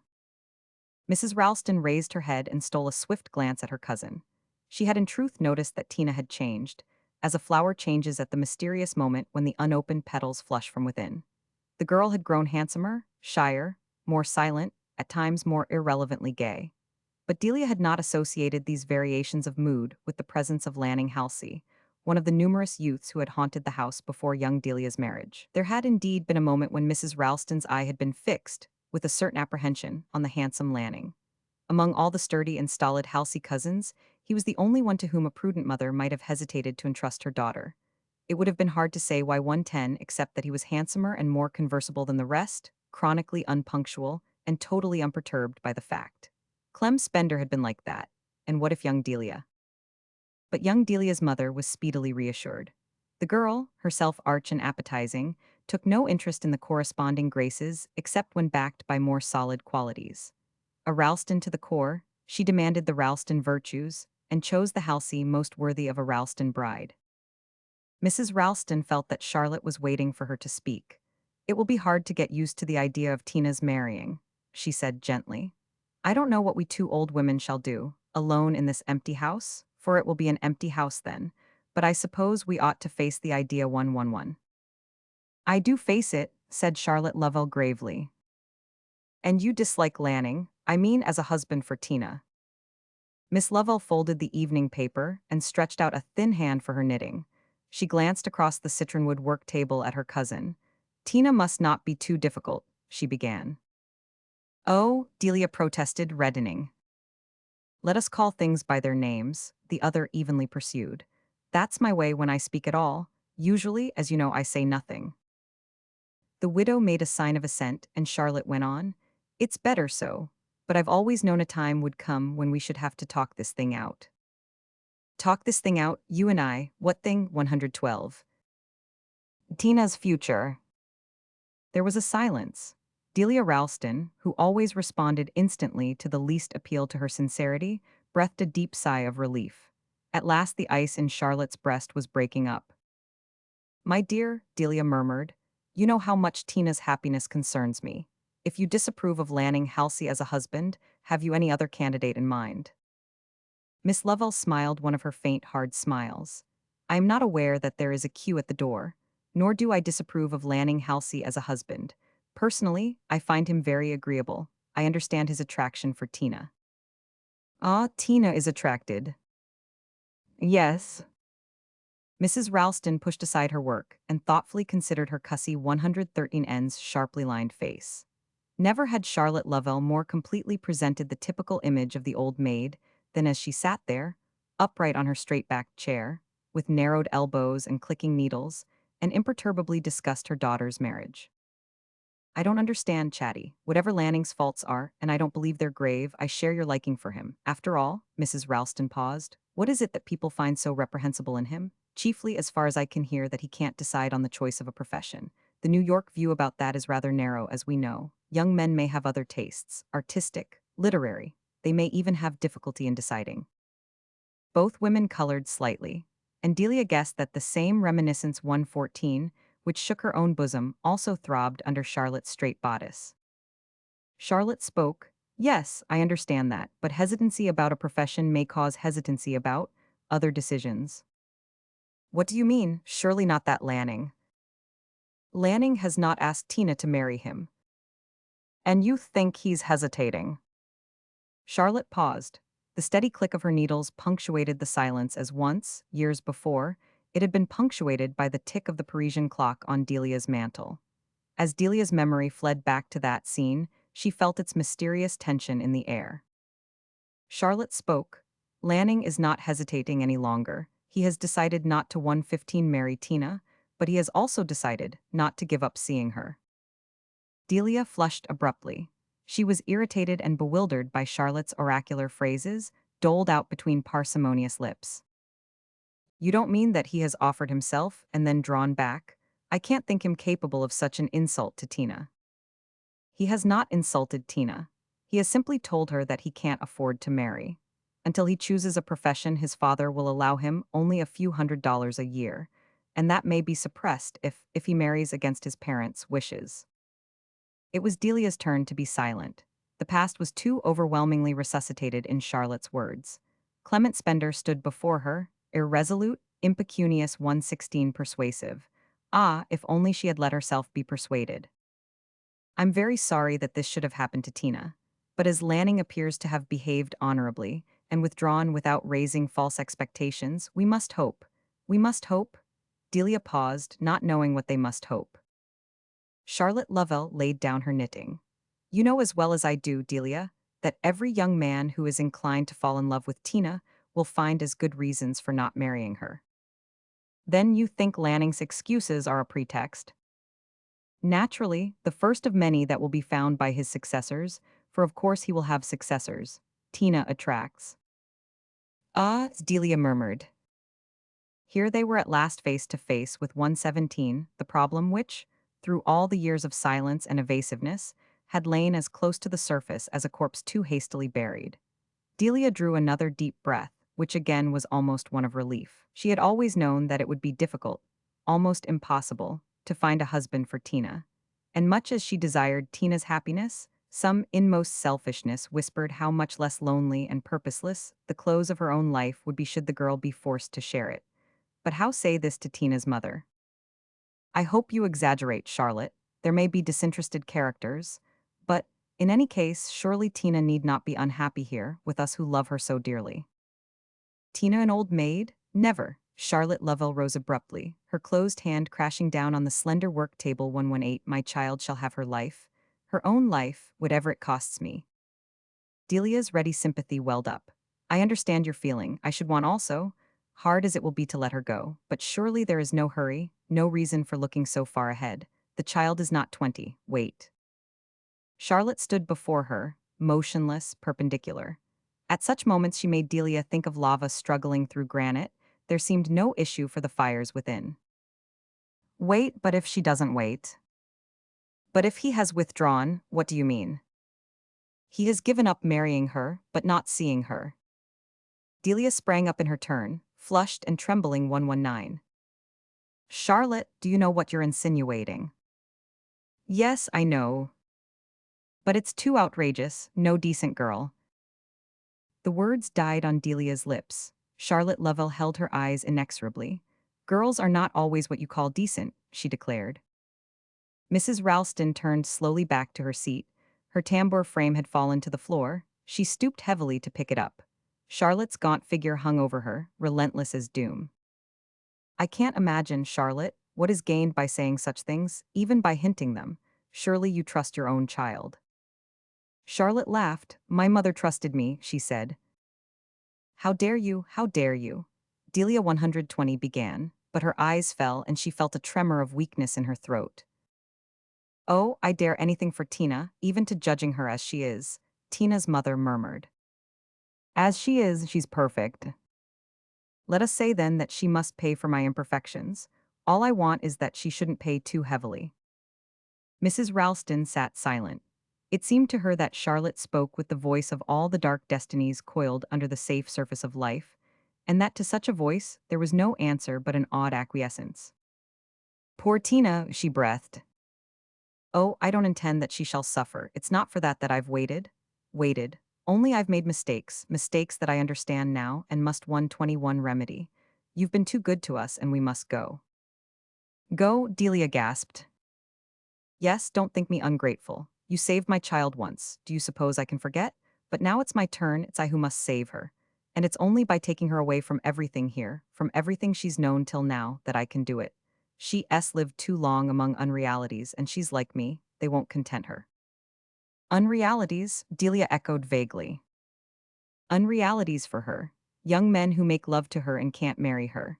Happy households where she's welcomed till she's suspected of designs on a brother, or a husband, or else exposed to their insults. How could we ever have imagined, either of us, that the child could escape disaster? I thought only of her present 122 happiness, of all the advantages for both of us of being with you. But this affair with young Halsey has opened my eyes. I must take Tina away. We must go and live somewhere where we're not known, where we shall be among plain people, leading plain lives. Somewhere where she can find a husband and make herself a home. Charlotte paused. She had spoken in a rapid, monotonous tone, as if by rote, but now her voice broke and she repeated painfully, I'm not ungrateful. Oh, don't let's speak of gratitude. What place has it between you and me? Delia had risen and begun to move uneasily about the room. She longed to plead with Charlotte, to implore her not to be in haste, to picture to her the cruelty of severing Tina from all her habits and associations, of carrying her inexplicably 123 away to lead a plain life among plain people. What chance was there indeed that a creature so radiant would tamely submit to such a fate, or find an acceptable husband in such conditions? The change might only precipitate a tragedy. Delia's experience was too limited for her to picture exactly what might happen to a girl like Tina, suddenly cut off from all that sweetened life for her, but vague visions of revolt and flight, of a fall deeper and more irretrievable than Charlotte's, flashed through her agonized imagination. It's too cruel," she cried, speaking to herself rather than to Charlotte. Charlotte, instead of answering, glanced abruptly at the clock. "Do you know what time it is? Past midnight. I mustn't keep you sitting up for my foolish girl 124. Delia's heart contracted. She saw that Charlotte wished to cut the conversation short, and to do so by reminding her that only Tina's mother had a right to decide what Tina's future should be. At that moment, though Delia had just protested that there could be no question of gratitude between them, Charlotte Lovell seemed to her a monster of ingratitude, and it was on the tip of her tongue to cry out, "Have all the years then given me no share in Tina?" But at the same instant she had put herself once more in Charlotte's place, and was feeling the mother's fierce terrors for her child. It was natural enough that Charlotte should resent the faintest attempt to usurp in private the authority she could never assert in public. With a pang of compassion, Delia realized that she herself was literally the one being on earth before whom 125 Charlotte could act the mother. "Poor thing, ah, let her," she murmured inwardly. "But why should you sit up for Tina? She has the key, and Delia is to bring her home." Charlotte Lovell did not immediately answer. She rolled up her knitting, looked severely at one of the candelabra on the mantelpiece, and crossed over to straighten it. Then she picked up her work-bag. "Yes, as you say, why should anyone sit up for her?" She moved about the room, putting out the lamps, covering the fire, assuring herself that the windows were bolted, while Delia passively watched her. Then the two cousins lit their bedroom candles and walked upstairs through the darkened house. Charlotte seemed determined to make no further allusion to 126, the subject of their talk. On the landing she paused, bending her head toward Delia's nightly kiss. "I hope they've kept up your fire," she said, with her capable housekeeping air. And on Delia's hasty reassurance the two murmured a simultaneous good night, and Charlotte turned down the passage to her room 127. Roman 9. Delia's fire had been kept up, and her dressing gown was warming on an armchair near the hearth. But she neither undressed nor yet seated herself. Her conversation with Charlotte had filled her with a deep unrest. For a few moments she stood in the middle of the floor, looking slowly about her. Nothing had ever been changed in the room which, even as a bride, she had planned to modernize. All her dreams of renovation had faded long ago. Some deep central indifference had gradually made her regard herself as a third person, living the life meant for another woman, a woman totally unrelated to the vivid 128 Delia Lovell who had entered that house so full of plans and visions. The fault, she knew, was not her husband's. With a little managing and a little wheedling, she would have gained every point as easily as she had gained the capital one of taking the foundling baby under her wing. The difficulty was that, after that victory, nothing else seemed worth trying for. The first sight of little Tina had somehow decentralized Delia Ralston's whole life, making her indifferent to everything else, except indeed the welfare of her own husband and children. Ahead of her she saw only a future full of duties, and these she had gaily and faithfully accomplished. But her own life was over. She felt as detached as a cloistered nun. The change in her was too deep not to be visible. The Ralstons openly gloried in dear Delia's conformity. Each acquires 129 cents passed for a concession, and the family doctrine was fortified by such fresh proofs of its durability. Now, as Delia glanced about her at the Leopold Robert lithographs, the family daguerreotypes, the rosewood and mahogany, she understood that she was looking at the walls of her own grave. The change had come on the day when Charlotte Lovell, cowering on that very lounge, had made her terrible avowal. Then for the first time Delia, with a kind of fearful exaltation, had heard the blind forces of life groping and crying underfoot. But on that day also she had known herself excluded from them, doomed to dwell among shadows. Life had passed her by and left her with the Ralstons. Very well then, she would make the best of herself and of the Ralstons. The vow was immediate and unflinching, and 130 for nearly 20 years she had gone on observing it. Once only had she been not a Ralston but herself, once only had it seemed worthwhile. And now perhaps the same challenge had sounded again. Again, for a moment, it might be worthwhile to live, not for the sake of Clement Spender. Poor Clement, married years ago to a plain determined cousin, who had hunted him down in Rome, and enclosing him in an unrelenting domesticity, had obliged all New York on the grand tour to buy his pictures with a resigned grimace. No, not for Clement Spender, hardly for Charlotte or even for Tina, but for her own sake, hers, Delia Ralston's, for the sake of her one missed vision, her forfeited reality, she would once more break down the Ralston barriers and reach out into the world. A faint sound through the silent house 131 disturbed her meditation. Listening, she heard Charlotte Lovell's door open and her stiff petticoats rustle toward the landing. A light glanced under the door and vanished. Charlotte had passed Delia's threshold on her way downstairs. Without moving, Delia continued to listen. Perhaps the careful Charlotte had gone down to make sure that the front door was not bolted, or that she had really covered up the fire. If that were her object, her step would presently be heard returning. But no step sounded, and it became gradually evident that Charlotte had gone down to wait for her daughter. Why? Delia's bedroom was at the front of the house. She stole across the heavy carpet, drew aside the curtains, and cautiously folded back the inner shutters. Below her lay the empty square, white with moonlight, its tree trunks patterned on a fresh 132 sprinkling of snow. The houses opposite slept in darkness. Not a footfall broke the white surface, not a wheel track marred the brilliant street. Overhead, a heaven full of stars swam in the moonlight. Of the households around Gramercy Park, Delia knew that only two others had gone to the ball: the Petrus Vandergraves and their cousins, the young Parmley Ralstons.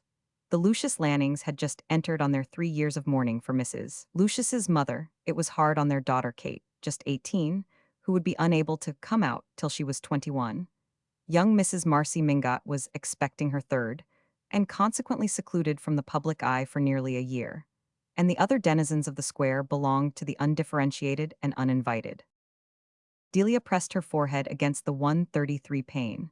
Before long, carriages would turn the corner, the sleeping square ring with hoofbeats, fresh laughter, and young farewells mount from the doorsteps. But why was Charlotte waiting for her daughter downstairs in the darkness? The Parisian clock struck 1. Delia came back into the room, raked the fire, picked up a shawl, and wrapped in it returned to her vigil. Ah, how old she must have grown, that she should feel the cold at such a moment. It reminded her of what the future held for her: neuralgia, rheumatism, stiffness, accumulating infirmities. And never had she kept a moonlight watch with a lover's arms to warm her. The square still lay silent. Yet the ball must surely be ending.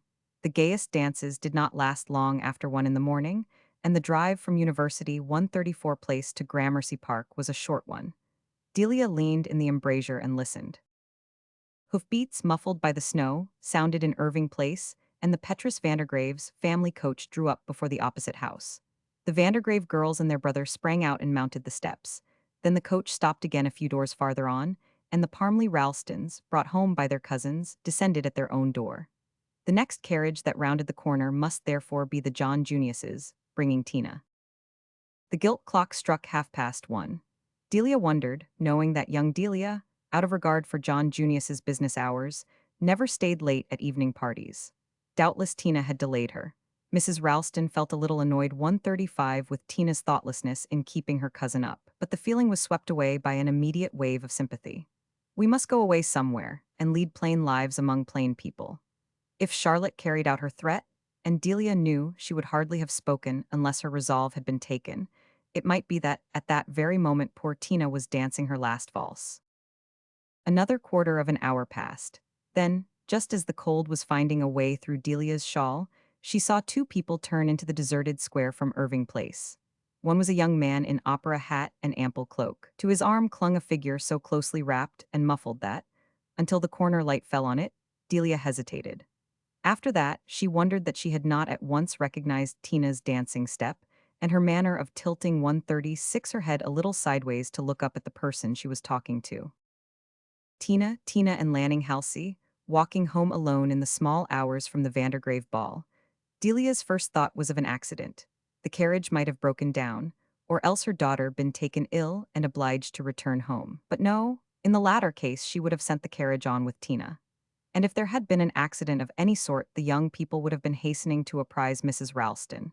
Instead of which, through the bitter, brilliant night, they sauntered like lovers in a midsummer glade, and Tina's thin slippers might have been falling on daisies instead of snow.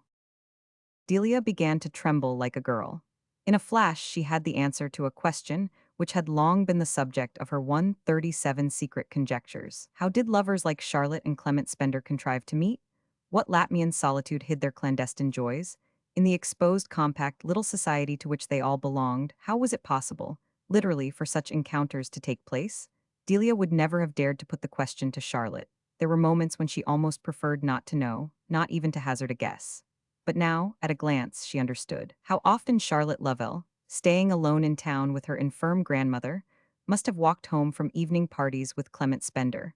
How often have let herself and him into the darkened house in Mercer Street, where there was no one to spy upon their coming but a deaf old lady and her aged servants, all securely sleeping overhead. Delia, at the thought, saw 138 the grim drawing room which had been their moonlit forest, the drawing room into which old Mrs. Lovell no longer descended, with its swathed chandelier and hard empire sofas, and the eyeless marble caryatids of the mantel.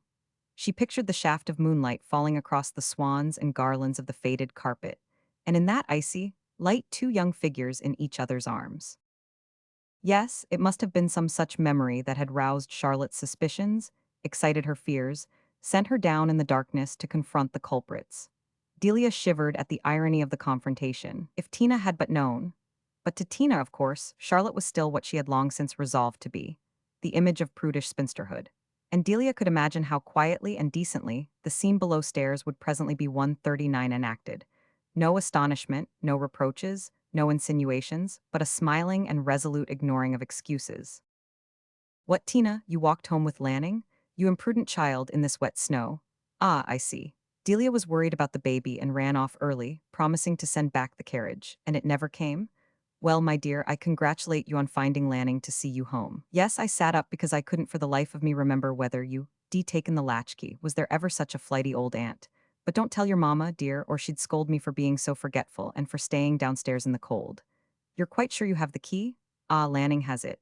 Thank you, Lanning. So kind. Good night, or one really ought to say good morning. As Delia reached this point in her mute, 140 representation of Charlotte's monologue, the front door slammed below, and young Lanning Halsey walked slowly away across the square. Delia saw him pause on the opposite pavement, look up at the house front, and then turn lingeringly away. His dismissal had taken exactly as long as Delia had calculated it would.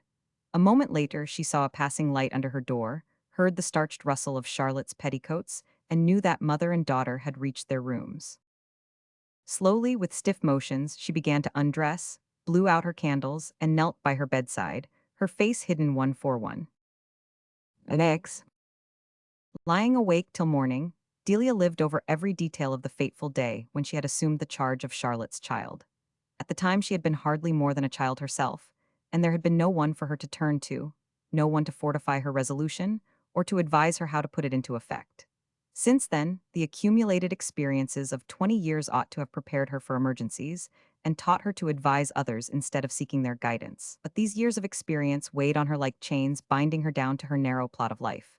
Independent action struck her as more dangerous, less con 142 seeable than when she had first ventured on it. There seemed to be so many more people to consider now. Consider was the Ralston word. Her children, their children, the families into which they had married. What would the Halseys say, and what the Ralstons? Had she then become a Ralston through and through? A few hours later, she sat in old Dr. Lanskell's library, her eyes on his sooty Smyrna rug. For some years now, Dr. Lanskell had no longer practiced. At most, he continued to go to a few old patients and to give consultations in difficult cases, but he remained a power in his former kingdom, a sort of lay pope or medical elder to whom the patients he had once healed of physical ills often returned for moral medicine. People were agreed that Dr. Lanskell's judgment was 143 sound, but what secretly drew them to him was the fact that, in the most totem-ridden of communities, he was known not to be afraid of anything. Now, as Delia sat and watched his massive, silver-headed figure moving ponderously about the room, between rows of medical books in calf bindings, and the dying gladiators and young Augustuses of grateful patients, she already felt the reassurance given by his mere bodily presence. You see, when I first took Tina, I didn't perhaps consider sufficiently. The doctor halted behind his desk and brought his fist down on it with a genial thump. Thank goodness you did. There are considerers enough in this town without you, Delia Lovell. She looked up quickly. Why do you call me Delia Lovell? 144. Well, because today I rather suspect you are, he rejoined astutely, and she met this with a wistful laugh. Perhaps if I hadn't been once before. I mean, if I'd always been a prudent, deliberate Ralston, it would have been kinder to Tina in the end. Dr. Lanskel sank his gouty bulk into the armchair behind his desk and beamed at her through ironic spectacles. I hate in the end kindnesses. They're about as nourishing as the third day of cold mutton. She pondered. Of course I realize that if I adopt Tina. Yes. Well, people will say. A deep blush rose to her throat, covered her cheeks and brow, and ran like fire under her decently parted hair. He nodded, yes 145. Or else, the blush darkened, that she's Jim S. Again Dr. Lanskel nodded. That's what they're more likely to think, and what's the harm if they do? I know Jim, he asked you no questions when you took the child, but he knew who she was. She raised astonished eyes, he knew. Yes, he came to me, and well, in the baby's interest I violated professional secrecy. That's how Tina got a home. You're not going to denounce me, are you? Oh, Dr. Lanskel, her eyes filled with painful tears. Jim knew and didn't tell me. No, people didn't tell each other things much in those days, did they? But he admired you enormously for what you did. And if you assume, as I suppose 146 you do, that he's now in a world of completer enlightenment, why not take it for granted that he'll admire you still more for what you're going to do? Presumably, the doctor concluded sardonically, people realize in heaven that it's a devilish sight harder on earth to do a brave thing at 45 than at 25. Ah, that's what I was thinking this morning, she confessed. Well, you're going to prove the contrary this afternoon. He looked at his watch, stood up, and laid a fatherly hand on her shoulder. Let people think what they choose, and send young Delia to me if she gives you any trouble. Your boy won't, you know, nor John Junius either. It must have been a woman who invented that third and fourth generation idea. An elderly maidservant looked in, and Delia rose. But on the threshold she halted 147. I have an idea it's Charlotte I may have to send to you. Charlotte? She'll hate what I'm going to do, you know. Dr. Lanskel lifted his silver eyebrows. Yes, poor Charlotte, I suppose she's jealous? That's where the truth of the third and fourth generation business comes in, after all. Somebody always has to foot the bill. Ah, if only Tina does. Well, that's just what Charlotte will come to recognize in time, so your course is clear. He guided her out through the dining room, where some poor people and one or two old patients were already waiting. Delia's course, in truth, seemed clear enough till, that afternoon, she summoned 148 Charlotte alone to her bedroom. Tina was lying down with a headache. It was in those days the accepted state of young ladies in sentimental dilemmas, and greatly simplified the communion of their elders. Delia and Charlotte had exchanged only conventional phrases over their midday meal, but Delia still had the sense that her cousin's decision was final. The events of the previous evening had no doubt confirmed Charlotte's view that the time had come for such a decision. Miss Lovell, closing the bedroom door with her dry deliberateness, advanced toward the chintz lounge between the windows. You wanted to see me, Delia. Yes, oh, don't sit there, Mrs. Ralston exclaimed uncontrollably. Charlotte stared. Was it possible that she 149 did not remember the sobs of anguish she had once smothered in those very cushions? Not. No, come nearer to me. Sometimes I think I'm a little deaf, Delia nervously explained, pushing a chair up to her own. Ah, Charlotte seated herself. I hadn't remarked it, but if you are, it may have saved you from hearing at what hour of the morning Tina came back from the Vandergraves last night. She would never forgive herself, inconsiderate as she is, if she thought she'd waked you. She didn't wake me, Delia answered. Inwardly she thought, Charlotte's mind is made up, I shan't be able to move her. I suppose Tina enjoyed herself very much at the ball, she continued. Well, she's paying for it with a head 150 ache. Such excitements are not meant for her, I've already told you. Yes, Mrs. Ralston interrupted. It's to continue our talk of last night that I've asked you to come up. To continue it, the brick-red circles appeared on Charlotte's dried cheeks. Is it worthwhile? I think I ought to tell you at once that my mind's made up. I suppose you'll admit that I know what's best for Tina. Yes, of course, but won't you at least allow me a share in your decision? The share? Delia leaned forward, laying a warm hand on her cousin's interlocked fingers. Charlotte, once in this room, years ago, you asked me to help you, you believed I could. Won't you believe it again? Charlotte's lips grew rigid. I believe the time has come for me to help myself 151. At the cost of Tina's happiness. No, but to spare her greater unhappiness. But Charlotte, Tina's happiness is all I want. Oh, I know, you've done all you could do for my child. No, not all. Delia rose and stood before her cousin with a kind of solemnity. But now I'm going to. It was as if she had pronounced a vow. Charlotte Lovell looked up at her, with a glitter of apprehension in her hunted eyes. If you mean that you're going to use your influence with the Halseys, I'm very grateful to you. I shall always be grateful. But I don't want a compulsory marriage for my child. Delia flushed at the other's incomprehension. It seemed to her that her tree 152 mendus purpose must be written on her face. I'm going to adopt Tina, give her my name, she announced. Charlotte Lovell stared at her stonily. Adopt her, adopt her. Don't you see, dear, the difference it will make? There's my mother's money, the Lovell money. It's not much, to be sure, but Jim always wanted it to go back to the Lovells. And my Delia and her brother are so handsomely provided for. There's no reason why my little fortune shouldn't go to Tina, and why she shouldn't be known as Tina Ralston. Delia paused. I think I know that Jim would have approved of that too. Approved. Yes, can't you see that when he let me take the child, he must have foreseen 153 and accepted whatever might eventually come of it. Charlotte stood up also. Thank you, Delia, but nothing more must come of it except our leaving you now. I'm sure that's what Jim would have approved. Mrs. Ralston drew back a step or two. Charlotte's cold resolution benumbed her courage, and she could find no immediate reply. Ah, then it's easier for you to sacrifice Tina's happiness than your pride? She exclaimed. My pride? I've no right to any pride except in my child, and that I'll never sacrifice. No one asks you to. You're not reasonable. You're cruel. All I want is to be allowed to help Tina, and you speak as if I were interfering with your rights 154. My rights? Charlotte echoed the words with a desolate laugh.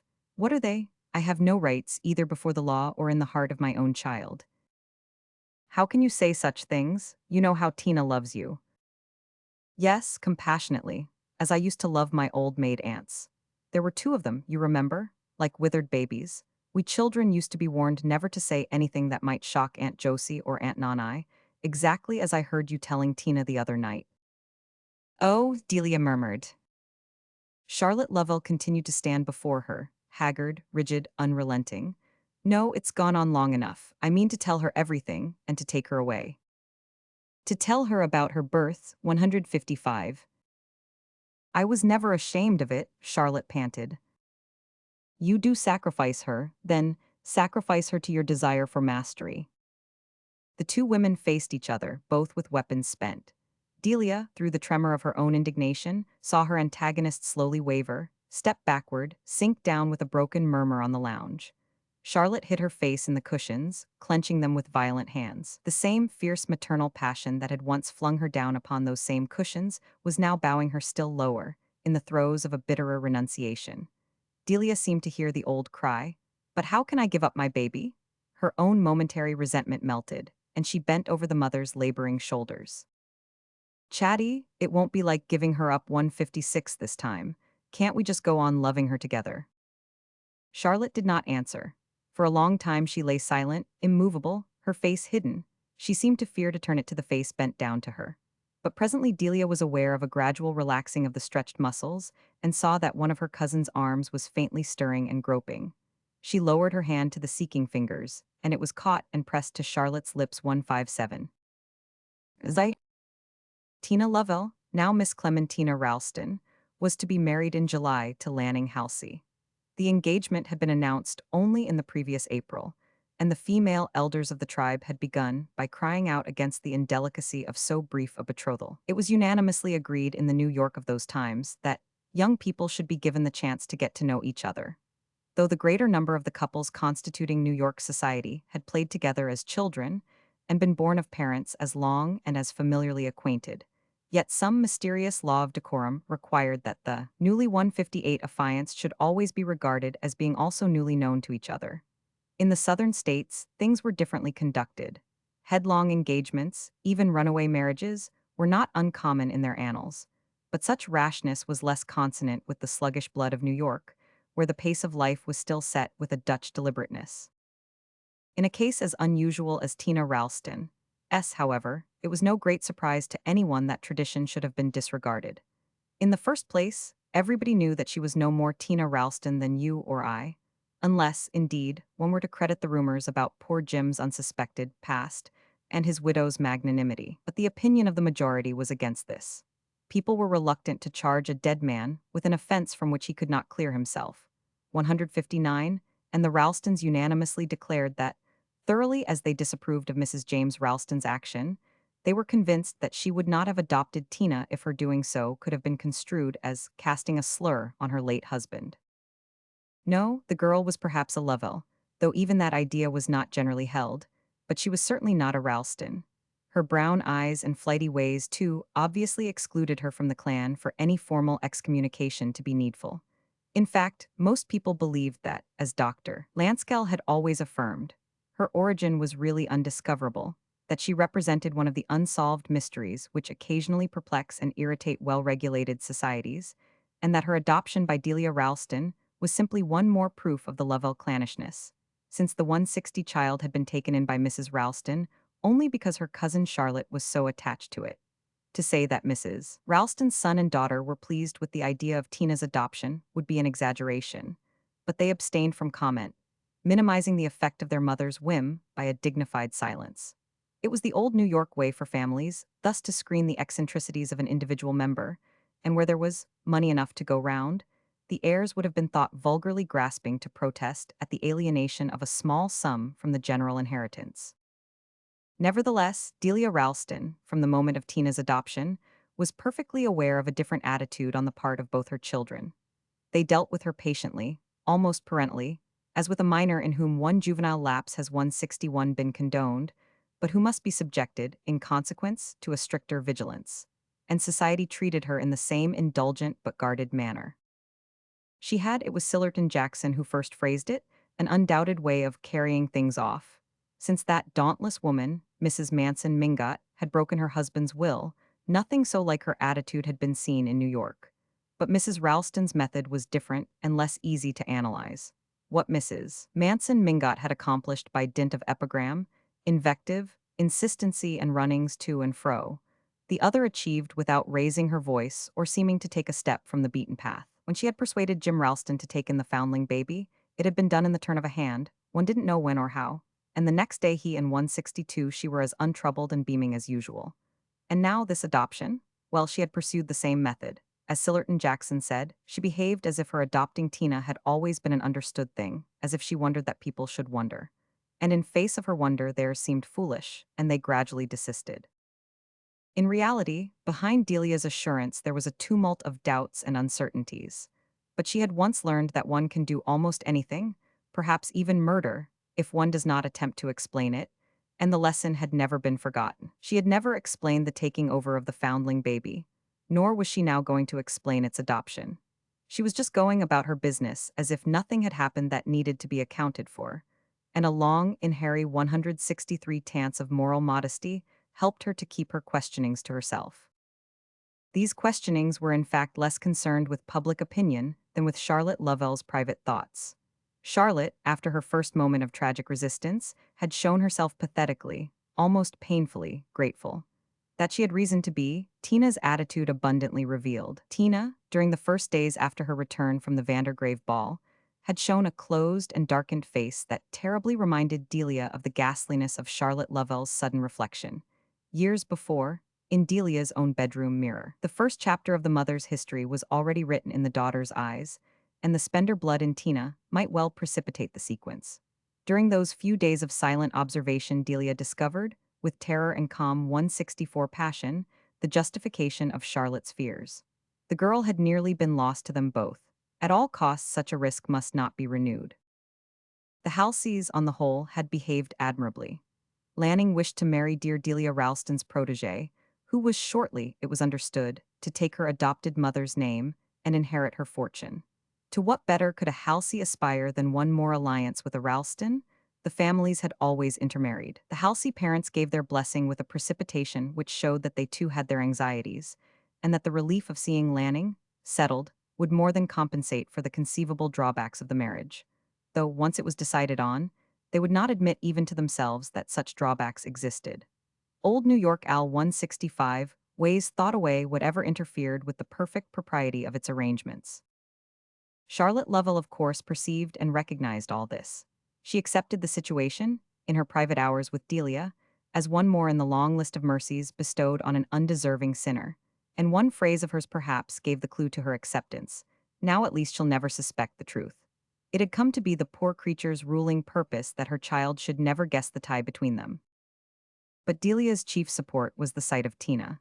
The older woman, whose whole life had been shaped and colored by the faint reflection of a rejected happiness, hung dazzled in the light of bliss accepted. Sometimes, as she watched Tina's changing face, she felt as though her own blood 166 were beating in it, as though she could read every thought and emotion feeding those tumultuous currents. Tina's love was a stormy affair, with continual ups and downs of rapture and depression, arrogance and self-abasement. Delia saw displayed before her, with an artless frankness, all the visions, cravings, and imaginings of her own stifled youth.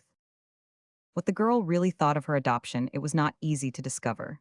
She had been given, at 14, the current version of her origin, and had accepted it as carelessly as a happy child accepts some remote and inconceivable fact which does not alter the familiar order of things. And she accepted her adoption in the same spirit. She knew that the name of Ralston had been given to her to facilitate her marriage with Lanning Halsey. And Delia had the impression that all Irrelet 167 Vant questionings were submerged in an overwhelming gratitude. "I've always thought of you as my mama, and now, you dearest, you really are?" Tina had whispered, her cheek against Delia's, and Delia had laughed back. "Well, if the lawyers can make me so." But there the matter dropped, swept away on the current of Tina's bliss. They were all in those days, Delia, Charlotte, even the gallant Lanning, rather like straws whirling about on a sunlit torrent. The golden flood bore them onward, nearer and nearer to the enchanted date. And Delia, deep in bridal preparations, wondered at the comparative indifference with which she had ordered and inspected her own daughter's 12 dozen of everything. There had been nothing to quicken the pulse in young Delia's placid bridal, but as Tina's wedding day ap 168 approached, imagination burgeoned like the year. The wedding was to be celebrated at Lovell Place, the old house on the Sound where Delia Lovell had herself been married, and where, since her mother's death, she spent her summers. Although the neighborhood was already overspread with a network of mean streets, the old house, with its thin colonnaded veranda, still looked across an uncurtailed lawn and leafy shrubberies to the narrows of Hell Gate, and the drawing rooms kept their frail, slender settees, their Sheraton consoles and cabinets. It had been thought useless to discard them for more fashionable furniture, since the growth of the city made it cert that the place must eventually be sold. Tina, like Mrs. Ralston, was to have a house wedding, though Episcopalian society was beginning to disapprove of 169 such ceremonies, which were regarded as the despised piezolar of Baptists, Methodists, Unitarians, and the other altarless sects. In Tina's case, however, both Delia and Charlotte felt that the greater privacy of a marriage in the house made up for its more secular character, and the Halseys favored their decision. The ladies accordingly settled themselves at Lovell Place before the end of June, and every morning young Lanning Halsey's catboat was seen beating across the bay and furling its sail at the anchorage below the lawn. There had never been a fairer June in anyone's memory. The damask roses and mignonette below the veranda had never sent such a breath of summer through the tall French windows. The gnarled orange trees brought out from the old arcaded 170 Orange House had never been so thickly blossomed. The very haycocks on the lawn gave out whiffs of Araby. The evening before the wedding, Delia, Ralston sat on the veranda watching the moon rise across the Sound. She was tired with the multitude of last preparations and sad at the thought of Tina's going. On the following evening the house would be empty. Till death came, she and Charlotte would sit alone together beside the evening lamp. Such repinings were foolish. They were, she reminded herself, not like her. But too many memories stirred and murmured in her. Her heart was haunted. As she closed the door on the silent drawing room, already transformed into a chapel, with its lace-hung altar, the tall alabaster vases awaiting their white roses and June lilies, the strip of red carpet dividing the rows of chairs, 171, from door to chancel, She felt that it had perhaps been a mistake to come back to Lovell Place for the wedding. She saw herself again, in her high-waisted India mull embroidered with daisies, her flat satin sandals, her Brussels veil, saw again her reflection in the sallow pier glass as she had left that same room on Jim Ralston's triumphant arm, and the one terrified glance she had exchanged with her own image before she took her stand under the bell of white roses in the hall, and smiled upon the congratulating company. Ah, what a different image the pier glass would reflect tomorrow. Charlotte Lovell's brisk step sounded indoors, and she came out and joined Mrs. Ralston. "I've been to the kitchen to tell Melissa Grimes that she'd better count on at least 200 plates of ice cream 172.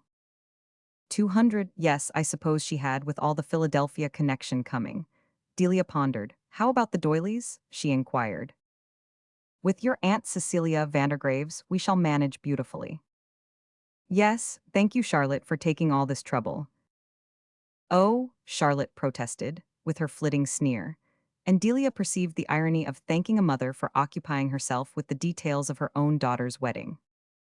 "Do sit down, Chatty," she murmured, feeling herself redden at her blunder. Charlotte, with a sigh of fatigue, sat down on the nearest chair.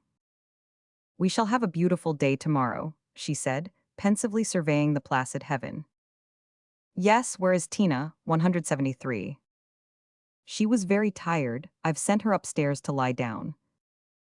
This seemed so eminently suitable that Delia made no immediate answer. After an interval, she said, "We shall miss her." Charlotte's reply was an inarticulate murmur. The two cousins remained silent, Charlotte as usual bolt upright, her thin hands clutched on the arms of her old-fashioned rush-bottomed seat, Delia somewhat heavily sunk into the depths of a high-backed armchair. The two had exchanged their last remarks on the preparations for the morrow. Nothing more remained to be said as to the number of guests, the brewing of the punch, the arrangements for the robing of the clergy, and the disposal of the presents in the best spare room. Only one subject had not yet been touched upon, and Delia, as she watched 174 her cousin's profile grimly cut upon the melting twilight, waited for Charlotte to speak. But Charlotte remained silent. "I have been thinking," Delia at length began, a slight tremor in her voice, "that I ought presently." She fancied she saw Charlotte's hands tight on the knobs of the chair arms. "You ought presently." "Well, before Tina goes to bed, perhaps go up for a few minutes." Charlotte remained silent, visibly resolved on making no effort to assist her. "Tomorrow," Delia continued, "we shall be in such a rush from the earliest moment that I don't see how, in the midst of all the interruptions and excitement, I can possibly." "Possibly," Charlotte monotonously echoed. Delia felt her blush deepening through 175 the dusk. "Well, I suppose you agree with me, don't you, that a word ought to be said to the child as to the new duties and responsibilities that, well, what is usual, in fact, at such a time?" she falteringly ended. "Yes, I have thought of that," Charlotte answered. She said no more, but Delia divined in her tone the stirring of that obscure opposition which, at the crucial moments of Tina's life, seemed automatically to declare itself. She could not understand why Charlotte should, at such times, grow so enigmatic and inaccessible, and in the present case she saw no reason why this change of mood should interfere with what she deemed to be her own duty. Tina must long for her guiding hand into the new life, as much as she herself yearned for the exchange of half-confidences, which would be her real farewell to her adopted 176 daughter. Her heart beating a little more quickly than usual, she rose and walked through the open window into the shadowy drawing room. The moon, between the columns of the veranda, sent a broad band of light across the rows of chairs, irradiated the lace-decked altar with its empty candlesticks and vases, and outlined with silver Delia's heavy reflection in the pier glass. She crossed the room toward the hall. "Delia," Charlotte's voice sounded behind her. Delia turned, and the two women scrutinized each other in the revealing light. Charlotte's face looked as it had looked on the dreadful day when Delia had suddenly seen it in the looking-glass above her shoulder. "You were going up now to speak to Tina?" Charlotte asked. Yes, it's nearly 9. I thought 177. "Yes, I understand." Miss Lovell made a visible effort at self-control. "Please understand me too, Delia, if I ask you not to." Delia looked at her cousin with a vague sense of apprehension. What new mystery did this strange request conceal? But no, such a doubt as flitted across her mind was inadmissible. She was too sure of her Tina. I confess I don't understand, Charlotte. You surely feel that, on the night before her wedding, a girl ought to have a mother's counsel, a mother S. Yes, I feel that. Charlotte Lovell took a hurried breath. But the question is, which of us is her mother? Delia drew back involuntarily. Which of us? She stammered. Yes, oh, don't imagine it's the first time I've asked myself the question. 178 there. I mean to be calm, quite calm. I don't intend to go back to the past. I've accepted everything gratefully. Only tonight, just tonight. Delia felt the rush of pity which always prevailed over every other sensation in her rare interchanges of truth with Charlotte Lovell. Her throat filled with tears, and she remained silent. Just tonight, Charlotte concluded, I'm her mother. Charlotte, you're not going to tell her so, not now, broke involuntarily from Delia. Charlotte gave a faint laugh. If I did, should you hate it as much as all that? Hate it? What a word between us. Between us, but it's the word that's been between us since the beginning, the very beginning, since the day when you discovered that Clement Spender had 179 and quite broken his heart because he wasn't good enough for you, since you found your revenge and your triumph in keeping me at your mercy and in taking his child from me. Charlotte's words flamed up as if from the depth of the infernal fires. Then the blaze dropped, her head sank forward, and she stood before Delia dumb and stricken. Delia's first movement was one of an indignant recoil. Where she had felt only tenderness, compassion, the impulse to help and befriend, these darknesses had been smoldering in the other's breast. It was as if a poisonous smoke had swept over some pure summer landscape. Usually such feelings were quickly followed by a reaction of sympathy, but now she felt none. An utter weariness possessed her. Yes, she said slowly, I sometimes 180 believe you really have hated me from the very first, hated me for everything I've tried to do for you. Charlotte raised her head sharply. To do for me, but everything you've done has been done for Clement Spender. Delia stared at her with a kind of terror. You are horrible, Charlotte. Upon my honor, I haven't thought of Clement Spender for years. But you have. You've always thought of him in thinking of Tina, of him and nobody else. A woman never stops thinking of the man she loves. She thinks of him years afterward in all sorts of unconscious ways, in thinking of all sorts of things, books, pictures, sunsets, a flower or a ribbon or a clock on the mantelpiece. Charlotte broke off with her sneering laugh. That was what I gambled on, you see. That's why I came 181 to you that day. I knew I was giving Tina another mother. Again, the poisonous smoke seemed to envelop Delia. That she and Charlotte, two spent old women, should be standing before Tina's bridal altar and talking to each other of hatred, seemed unimaginably hideous and degrading. You wicked woman, you are wicked, she exclaimed. Then the evil mist cleared away, and through it she saw the baffled, pitiful figure of the mother who was not a mother, and who, for every benefit accepted, felt herself robbed of a privilege. She moved nearer to Charlotte and laid a hand on her arm. Not here, don't let us talk like this here. The other drew away from her. Wherever you please then, I'm not particular, 182. But tonight, Charlotte, the night before Tina's wedding, isn't every place in this house full of her? How could we go on saying cruel things to each other anywhere? Charlotte was silent, and Delia continued in a steadier voice. Nothing you say can really hurt me for long, and I don't want to hurt you, I never did. You tell me that, and you've left nothing undone to divide me from my daughter. Do you suppose it's been easy, all these years, to hear her call you mother? Oh, I know. It was agreed that she must never guess. But if you hadn't perpetually come between us, she'd have had no one but me. She'd have felt about me as a child feels about its mother. She'd have had to love me better than anyone else. With all your forbearances and your generosities, you've ended 183 by robbing me of my child. And I've put up with it all for her sake, because I knew I had to. But tonight she belongs to me. Tonight I can't bear that she should call you mother. Delia Ralston made no immediate reply. It seemed to her that for the first time she had sounded the deepest depths of maternal passion, and she stood awed at the echoes it gave back. How you must love her to say such things to me, she murmured, then with a final effort, yes, you're right, I won't go up to her, it's you who must go. Charlotte started toward her impulsively, but with a hand lifted as if in defense, Delia moved across the room and out again to the veranda. As she sank down in her chair, she heard the drawing-room door open and close, and the sound of Charlotte's feet on the stairs 184. Delia sat alone in the night. The last drop of her magnanimity had been spent, and she tried to avert her shuddering mind from Charlotte. What was happening at this moment upstairs? With what dark revelations were Tina's bridal dreams to be defaced? Well, that was not matter for conjecture either. She, Delia Ralston, had played her part, done her utmost. There remained nothing now but to try to lift her spirit above the embittering sense of failure. There was a strange element of truth in some of the things that Charlotte had said. With what divination her maternal passion had endowed her? Her jealousy seemed to have a million feelers. Yes, it was true that the sweetness and peace of Tina's bridal eve had been filled, for Delia, with visions of her own unrealized past. Softly, imperceptibly, it had reconciled 185 her to the memory of what she had missed. All these last days she had been living the girl's life. She had been Tina, and Tina had been her own girlish self, the far-off Delia Lovell. Now for the first time, without shame, without self-reproach, without a pang or a scruple, Delia could yield to that vision of requited love from which her imagination had always turned away. She had made her choice in youth, and she had accepted it in maturity. And here in this bridal joy, so mysteriously her own, was the compensation for all she had missed and yet never renounced. Delia understood now that Charlotte had guessed all this, and that the knowledge had filled her with a fierce resentment. Charlotte had said long ago that Clement Spender had never really belonged to her. Now she had perceived that it was the same with Clement Spend 186 R's child. As the truth stole upon Delia, her heart melted with the old compassion for Charlotte.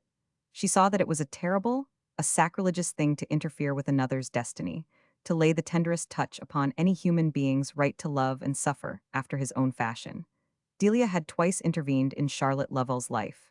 It was natural that Charlotte should be her enemy, if only she did not revenge herself by wounding Tina. The adopted mother's thoughts reverted painfully to the little white room upstairs. She had meant her half-hour with Tina to leave the girl with thoughts as fragrant as the flowers she was to find beside her when she woke. And now, Delia started up from her musing.